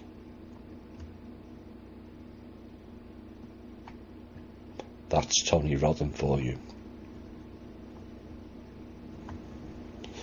With the background that they're going to build homes when all they were doing was stealing the in-ground resources of Haiti and depositing it in the Clinton Foundation. Rest in peace. Really, my ass, rest in peace. My ass.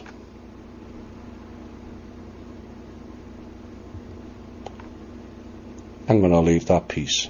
The next piece, I'm going to play a song, and then we're going to go into the two main pieces of the show. Hi all and welcome back. This was the original final piece tonight. I'll do this piece, and then we'll have a musical break.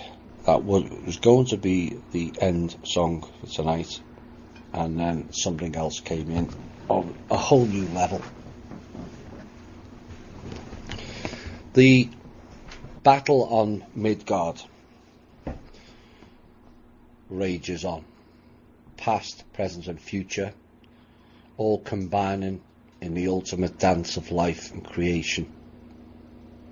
Past wars, decisions, agreements, covenants, all converged into what is essentially a small time window, all ending, and a new day dawns in terms of hope, freedom of the self and collective, and a bright future awaits.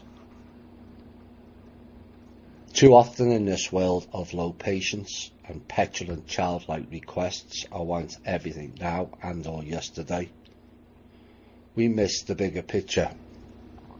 And also, what is the fun part of any venture or trip?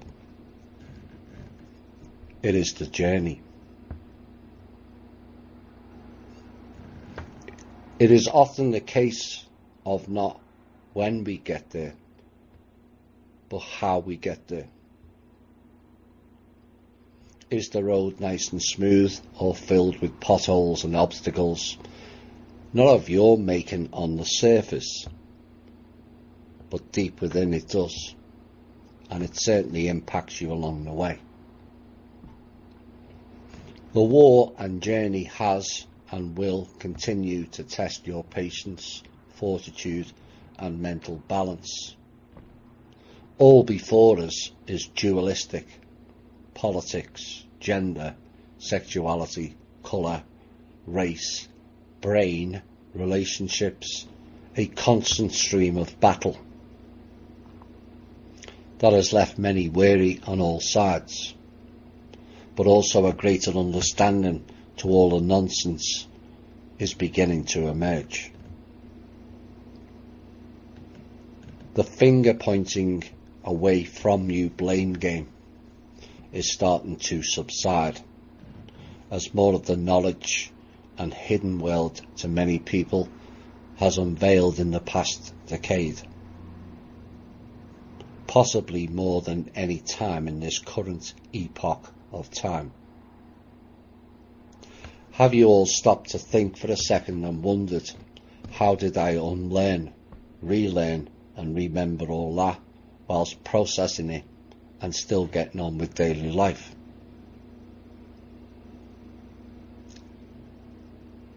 If I asked you a decade ago, would you have thought it all possible to absorb all that new-ish information,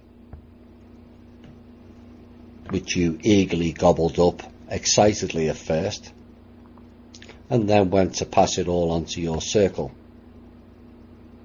only to find they largely, apart from not being interested, turned into rude, aggressive, nasty and dismissive, depending on your interactions. It may be some or all of those reactions. Many of us in this field were already outcasts in the family. It is a common theme. the black sheep, the square peg in the round hole, the misfits, the nonconformists. So we have already experienced rejection to varying degrees, but this journey took it to a whole new level. Many puzzled on the question I posed last week, and I asked people to think deeper on it than yes or no. The real thinkers got that question. And the question one was, if it is proven that 80 to 85% of the people are possessed, cloned, or bots, and they're all non-awake, and you are asked to leave their frequency and them behind, including your now family, friends and connections, would you? Think long and hard on that answer. It is not as simple as yes or no. That was the question. There are many different aspects to that question that went around your heads. And predictably the shallow and the stupid jumped on that question to satisfy their inability to not think things through. As I have said repeatedly, this show is sadly not for the all. It is triggering many to think on deeper and better levels, and yet many don't want to think. It hurts their brains that are addled with lies, stupidity, immorality, stage drama and competitiveness. So what is the meaning behind the question? Well, it was multi-layered. The key was in the last line. So not as simple an answer as yes or no.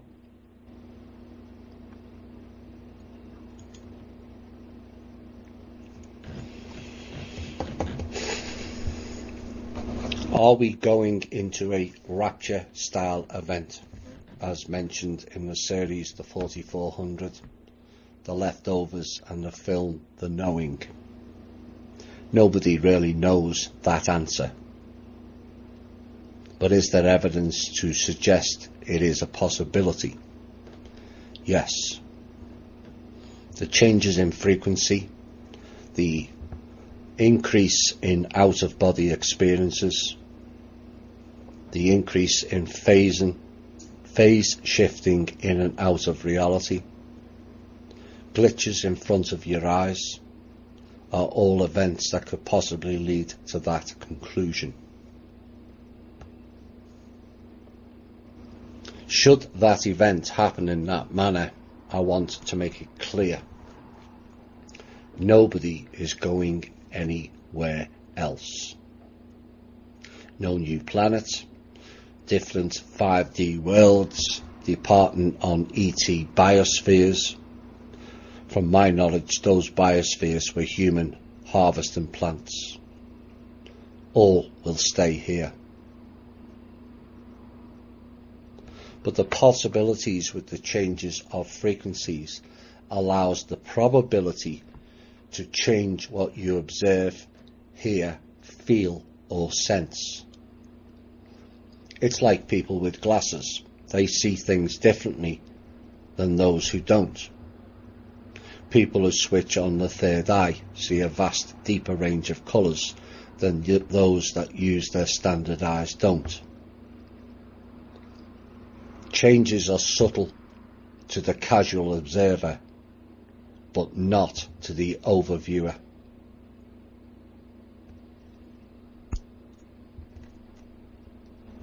There is a possibility that changes in frequencies will lead to things disappearing from your view. You will still be in here on this world, but changes in frequencies can and do alter visual effects. Think about it from your dream world effect. The place in your dream is very similar, so that you recognize where you are, but it's not all the same, is it? Things are out of place. People are in wrong places. Buildings are in wrong places. And then you wake up and say, I had the weirdest dream last night. I was in such and such a city, but not with people from that place. Then I was instantly in another place with changes of frequency, things that can phase in and phase out of your perceived existence. Check out the series Fringe about overlay worlds when too close to each other. Things and people cross over. It's all very similar, and yet events turn out different. This is an example of timelines and the changes. AI machines can only copy love. The fact that many people on this world operate like robots, doing the same thing over and over, week after week, so it can create your lifestyle and predict many people's futures by the way of repetitiveness. That's how the AI works. People will say life is random. But how can it be random if vast amounts of people do the same thing day in and day out? Think about it. Coincidences in life are not a coincidence, but largely a predetermined event of someone or something meddling within the timeline of events. Your own thoughts, as mentioned in the last two shows, create past, present and the future. We do have that power. And once recognised by sufficient, people will realise why I keep saying, keep it simple. Thoughts and actions are thought of and acted upon in more and more complex ways, all designed to confuse, distort and distract from the clear base thinking process. Look at the old banking system. A transaction went through about 13 stages to reach its destination. What is wrong with A to B? All life now is complex. Nature and life should not be complex. We have allowed the thoughts to run that program. Legalese is another example of millions of words few understand, when the golden rule of 4 laws covers the all. It's beyond insane. Things have changed radically over the past 5 years in particular. The narrative and direction has changed. To non-thinkers, it hasn't. It's the same old for them. But think about all you have learned just from our show, never mind the several other shows and blogs out there.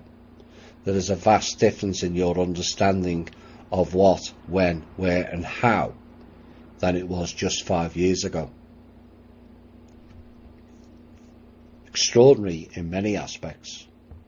The secret hidden world of control systems, off-world influences that is not blue chicken based. AI, finance, governments and legalese all peeled back and exposed for what it is. Left raw, bleeding, oozing out for all to see.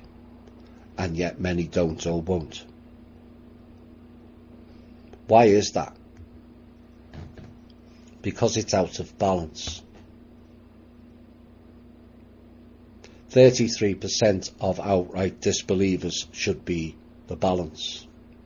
33% of believers and 34% sitting on the fence. The 34% who sit on the fence are the key components to it all. They wait for peer pressure to make a move. But with disbelievers in the majority, it's easier for these people who have no trust of themselves and subsequently wait for others to sway them into an opinion. These people are not leaders. They are the sheep. They are the sheep. They just follow what is popular and allows them to fit in wherever is more comfortable and where their tiny world can't be disturbed too much. These are your swing voters in an election, unable to make decisions or choices for themselves, devoid of personal responsibility and sovereignty of their own choice. They sit back and wait for others to dictate their lives. Those people are slaves in and of their own making. Because if you don't take charge of your life with the way society has been created, someone will decide for you.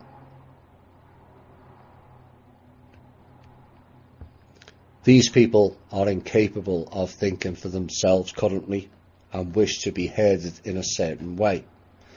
That way, if that way goes wrong, they blame someone else for influencing them.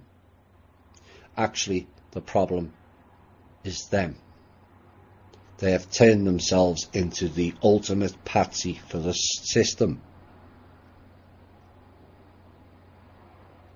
Self-sufficiency, self-trust, self-taught, and personal responsibility are the antithesis against the system of control, and they cannot handle it.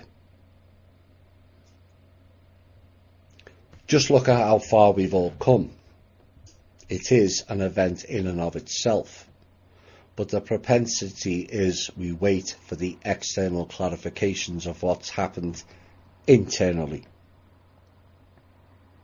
People think we have won if there's mass arrests of high-profile people, the funds come out of the trust, the government and the media collapses. All of those in some cases are nice, but it is largely a point of interest to prove to yourself and your circle that you were right all along and that you're not nuts. Be honest now. That's the gist of it. But if you haven't developed and improved the self, none of these things will change anything on a real level. Again, be honest with yourself. Politicians and CEOs, even in this show, have been fired or charged in record numbers over the last 5 years. Did it change your life? No. And that is the key. Politicians don't ultimately change your life. You do. Now, some are in our group as they see an opportunity to have extra money via the trust and how they can change their lifestyle with extra pieces of paper with numbers on them. Some will go all materialistic. Some will go competitive as an elevated status to their own circle. Again, be honest with yourself. And that to a point is okay, being that way. Why? Because we've been brought up that way in that program. It's not easy to shake. Recognizing it is the key to making steady incremental changes to that way of operating. People will ask, why do I do it? Well, it's not for the money, clearly, as neither Kim or I have been paid to do this. What drives me and Kim, and has done since I was a small child, is injustice. The desire to end as much of it as possible. It is riddled through all aspects of our lives. Another wheel that more have to step off and fight it, rather than spinning inside of the wheel and complaining about it. The key to it all is teaching with a base understanding, and that is what I've tried to do with my shows.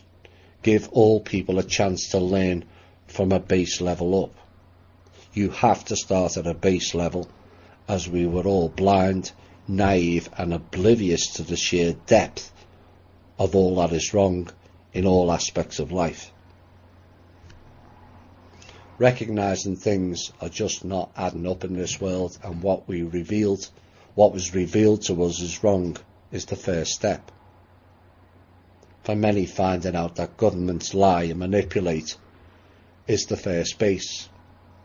Our members have developed enough to know governments lie and manipulate because they are told to do so. Big difference.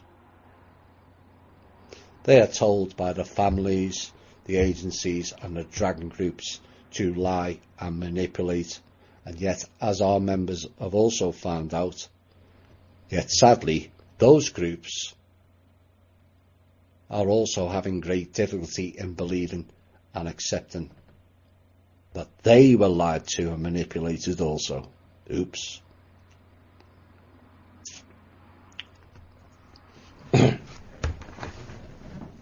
It went on higher up the chain, on each successive level, all lied to, all manipulated until it reached the king. All hail the king, long live the king, and the king lived long until he met his match and ultimately his demise.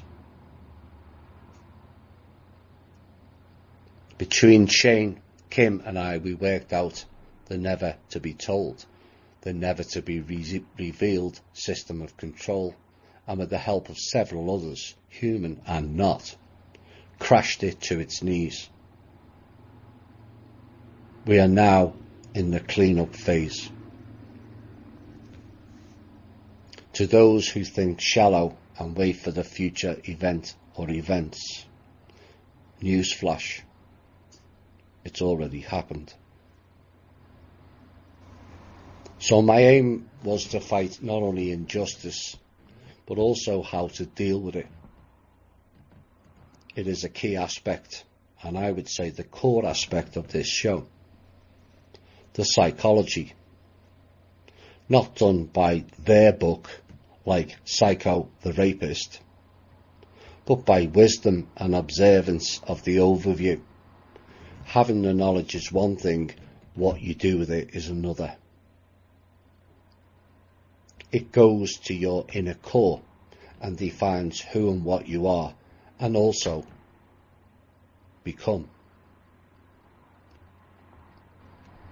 I'll repeat again, what is left is the clean-up phase, and that will take much time, only because of the many unwilling to do the work, and it's left to the few.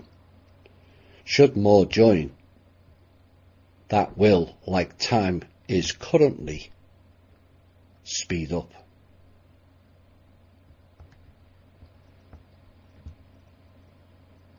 This war is all about duality again. It may be the last war we fight, as we gain better understanding of ourselves, of who we are, and how we develop.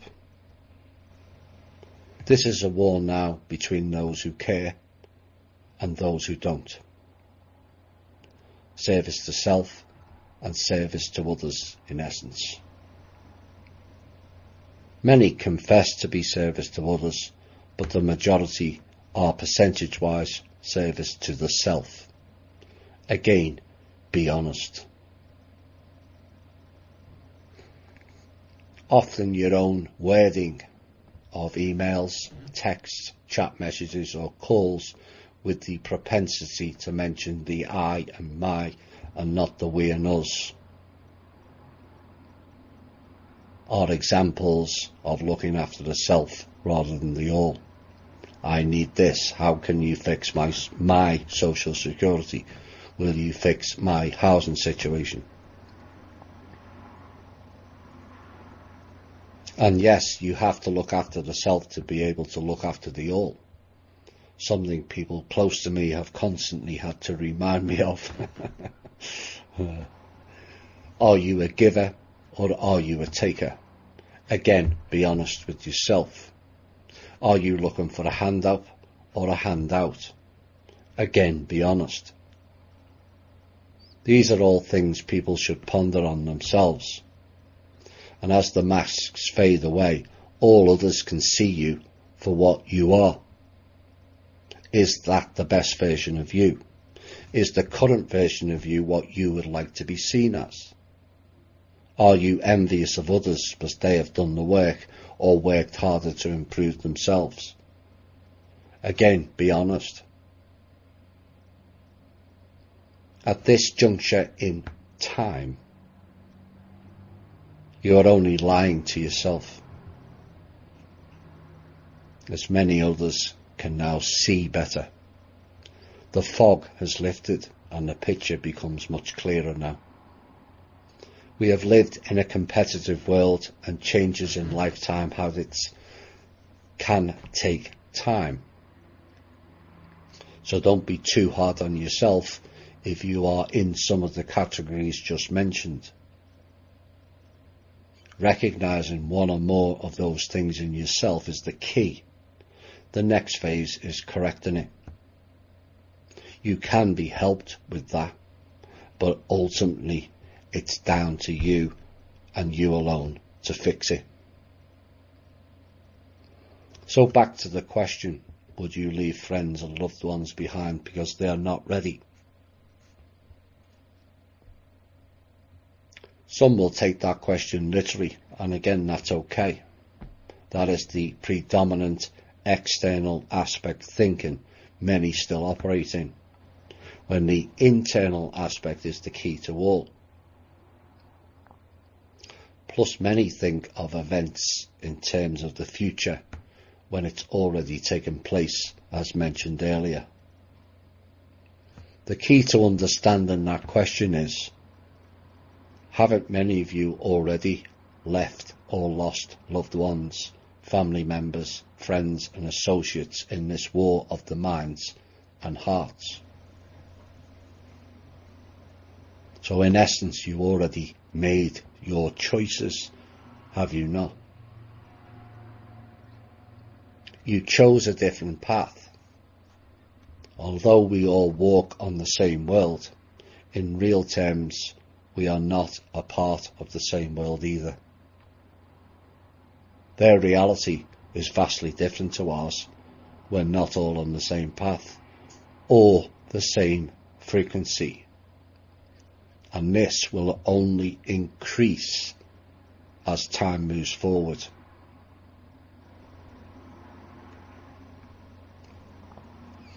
Another aspect of it is by pushing or pressuring them into believing what you know and understand. Is that not going against their free will and sovereign choice? As frustrating as it is and has been for us all, there is an element of us deciding their paths for them, is it not? It's like putting a kindergarten child in charge of a nuclear war station. It just won't work. We don't like authority or clowns telling us what to do and reject and fight against it accordingly.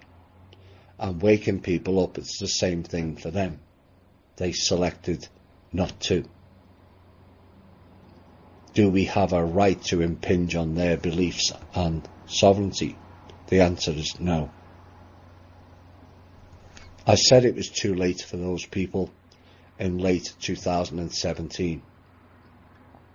People did not like that statement, of which I fully understand. I didn't particularly like it either. But I knew what was going on.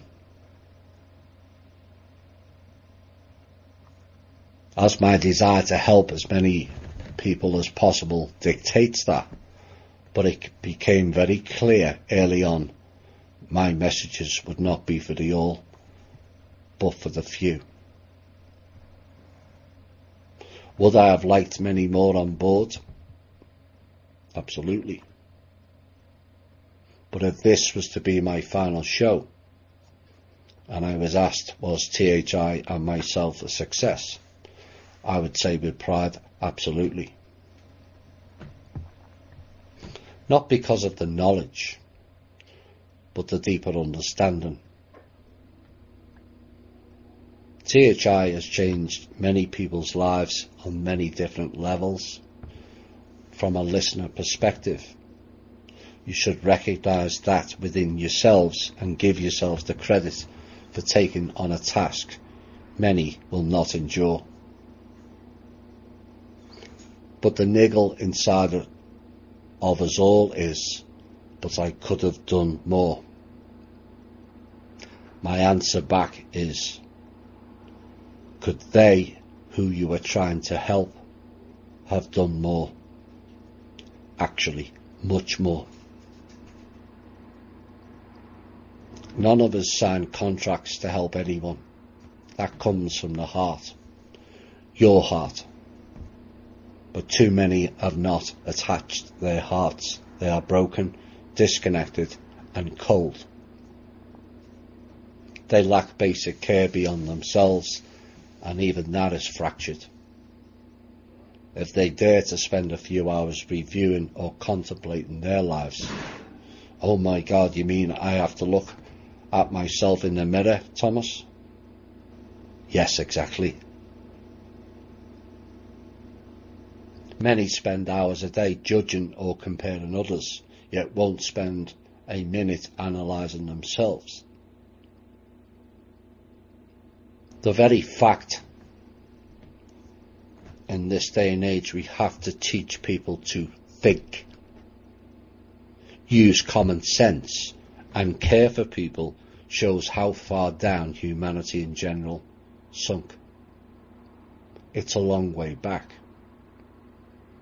And we have within this group made giant strides towards that. In what quite frankly has been in ridiculous circumstances of being rejected by your own circle, ridiculed outside of your circle, by all kinds of trolls, shills and retarded elements of society. And yet despite all of that, we're all still here and we're all still fighting. This was going to be the end piece. I will be back after this next piece. And I was going to end tonight's show with a song for us all, which I'm still going to play, and then I'll be back with the final piece. And I'll leave it with one line from it. But through it all, when there was doubt, we ate it up and spat it out. We faced it all, and we stood tall and did it our way. I'll be back shortly. Yeah. The record shows we took the blows and did it our way. That was going to be the end piece, and then other things developed, and I had to write a whole new piece today. And I will leave this show tonight with a small piece to finish things off. That last piece was written on Sunday, and events that have unfolded since then has confirmed much of what is contained within that piece. Possibilities can become probabilities when certain actions unfold by the many who are making the changes here.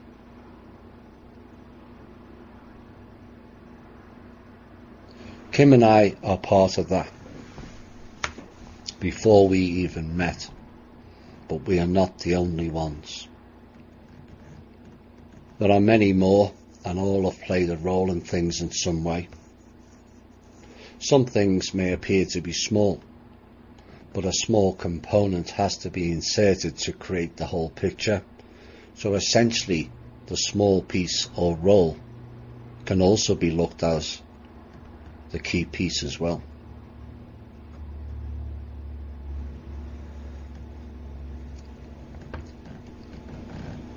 Many of us operate in hidden worlds or realms that affect things here on the physical realm. That largely goes unnoticed by the many. Actions taken in particular over the last month in the hidden realms, considered mythos, legends, you will all come to eventually find out is more real than you can imagine.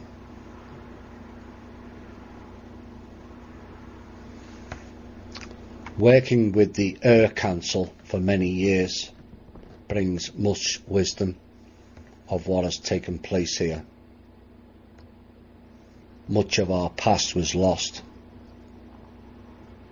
much of it destroyed, but some kept the narrative and the wisdom going, and some returned at various intervals to try to not only fix the past, but more importantly, heal it also, to then bring it to the now and enable a better and brighter future. It has required much sacrifice on horrific levels, on all planes of existence.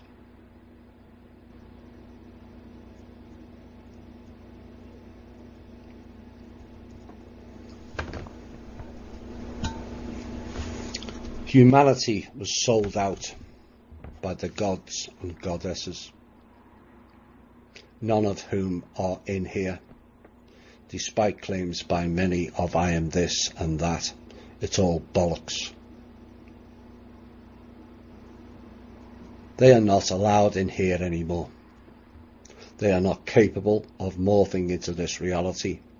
They who near destroyed everything with their self-serving attitude that they and they alone are above all creatures, including Creator Source itself. It is they who self-elevated themselves and presented themselves as our gods and goddesses, all ego and hierarchy of their own self-importance that twisted life and the ultimate in creation from Source,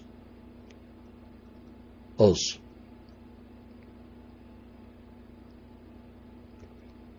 It was they who worked with the traitorous Michael, Lucifer, the Andromedans, the Arcturians, the Orion Reptilians, the Sirius B group, the Pleiadian Alcyon group, hello Cobra,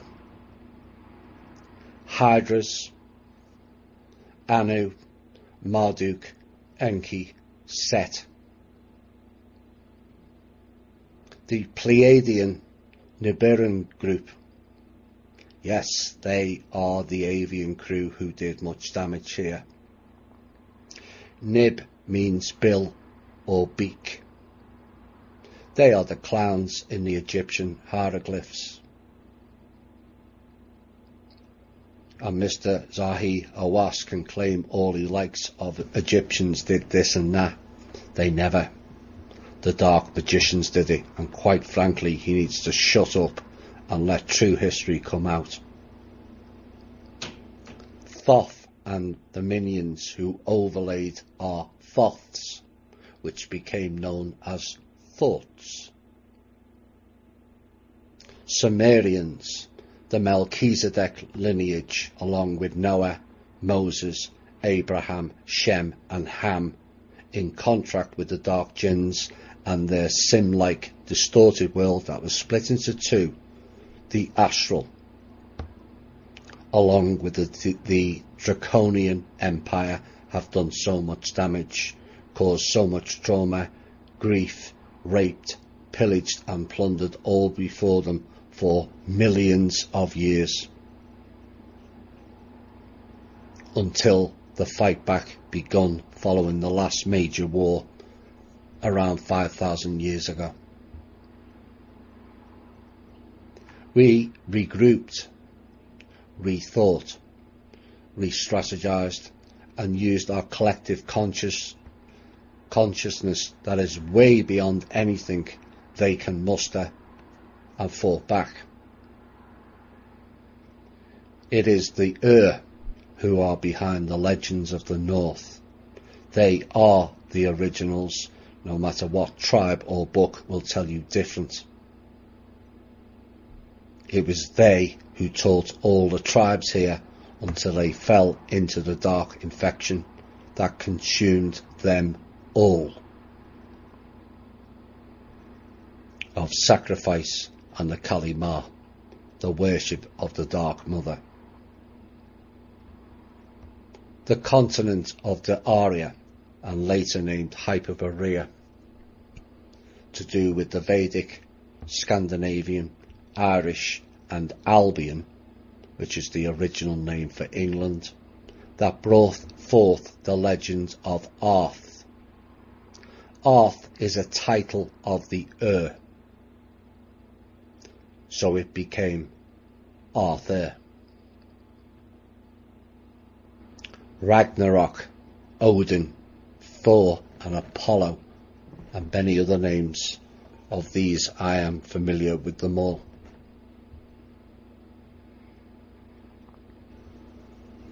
For greater detail of it, as he has undergone the physical 3D teachings in far greater depth than I. Some of us can gain it from outside of the 3D realm. Listen to Sethicus Boza of Black Earth Productions. You will find our message and visions are all very similar. Yet neither of us have met, spoken or listened to each other's shows, and I was called to listen to a few this past week because it was time.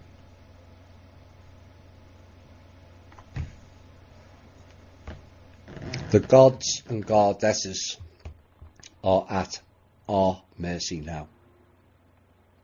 They can do nothing but wait for us to realign and fix the problems they created in here. Their ascension, along with the planet and the planetary brain, is reliant solely on us to fix this problem once and for all. This is why it is we who have to save us. No one else. Not even the gods or the goddesses can fix that. And that is why we who came in here to fix these issues must remember our and the fight and triumph once and for all. That will reopen the stargates and restore this universe to its natural, organic state.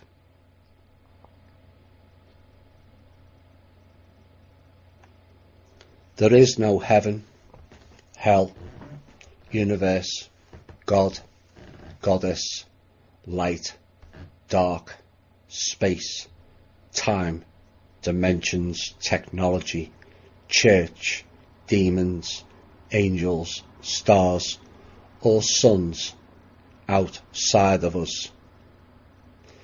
That is the illusion.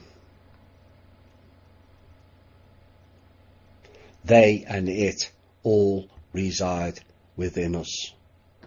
We have just forgotten.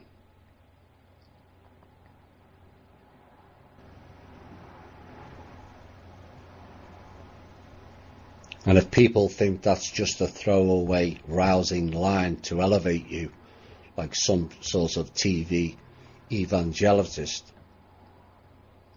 no, it is the truth, of which in the near future I expect more will be revealed to you. So what are the changes? Some I can say,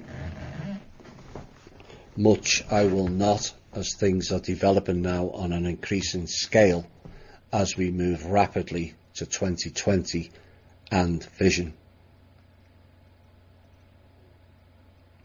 The main Earth grid is now corrected,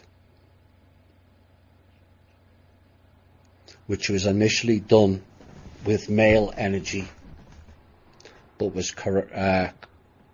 corrected not into female energy, but both. This will bring us into the balance, of which I will go into in a future show. The Lord of their Bible, who is now, was, Anu, has now departed permanently. The sidekick to the Draco Empire of the Mantids and their queen, who is not a particularly nice entity to engage, I can tell you, has now quit and resigned her group to the peace treaty under the agreement with the Universal Council.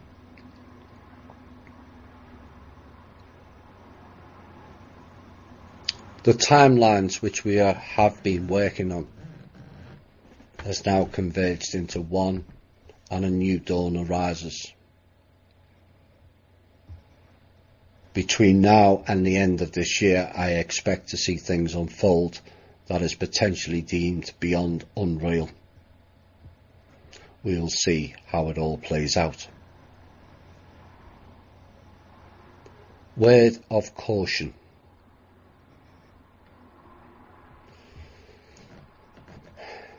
These events may not come to us as we all wished, hoped and or desired.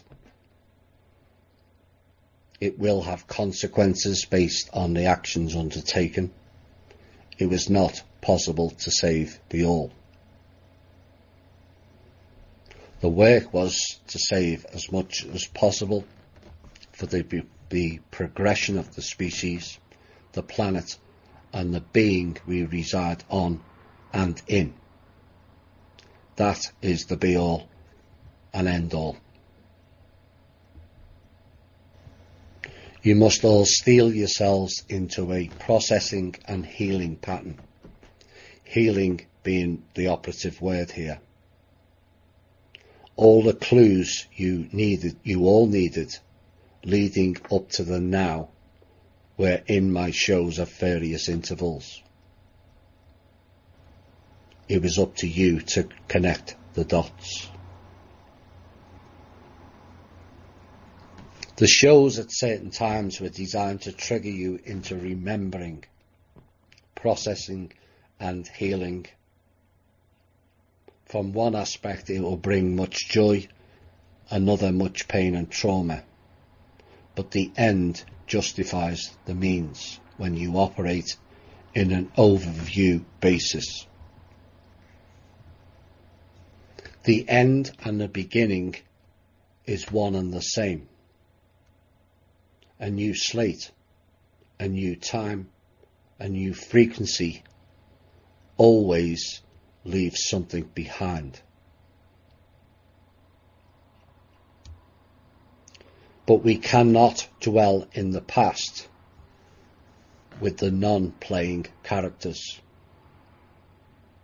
We have to focus on us, on what is real, and our future that awaits us.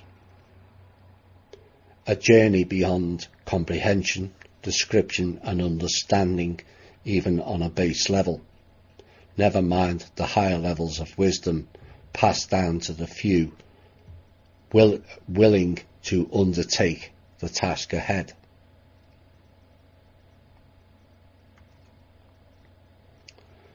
Those that shared the common vision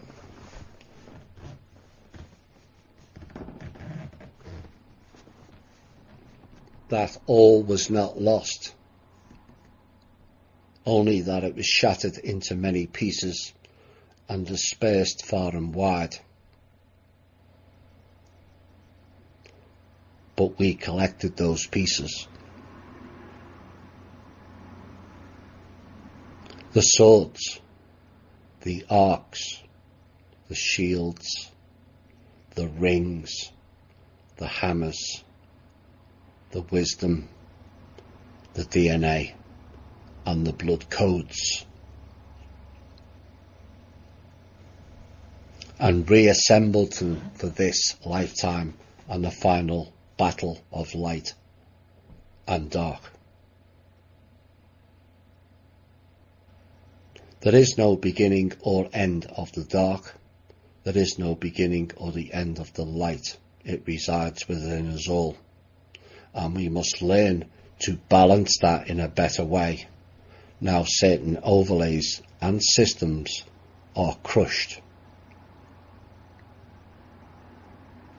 A failure to recognise that will lead to a repeat. And after many lifetimes in correcting this, that would be beyond stupid.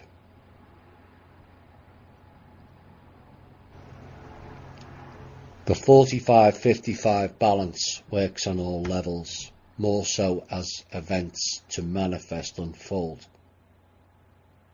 55% joy and 45% sadness or vice versa works. Core alignment laid out in the previous two shows is and will be the key. Healing, healing and more healing will also be the key.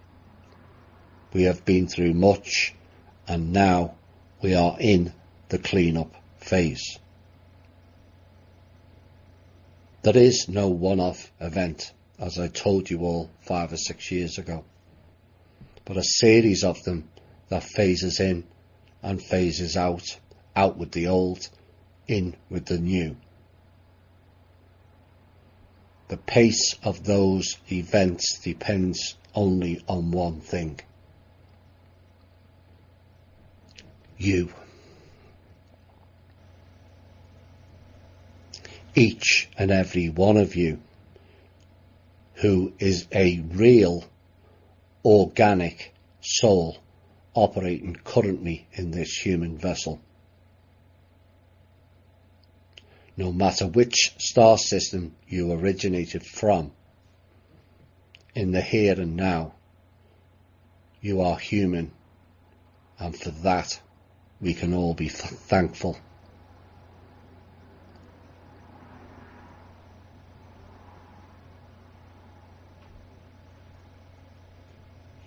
I thank you all for being on this journey with me and us. And remember, hello, my name is Human. This has been the Truth, Honour and Integrity Show. My name's Thomas Williams. Bye for now.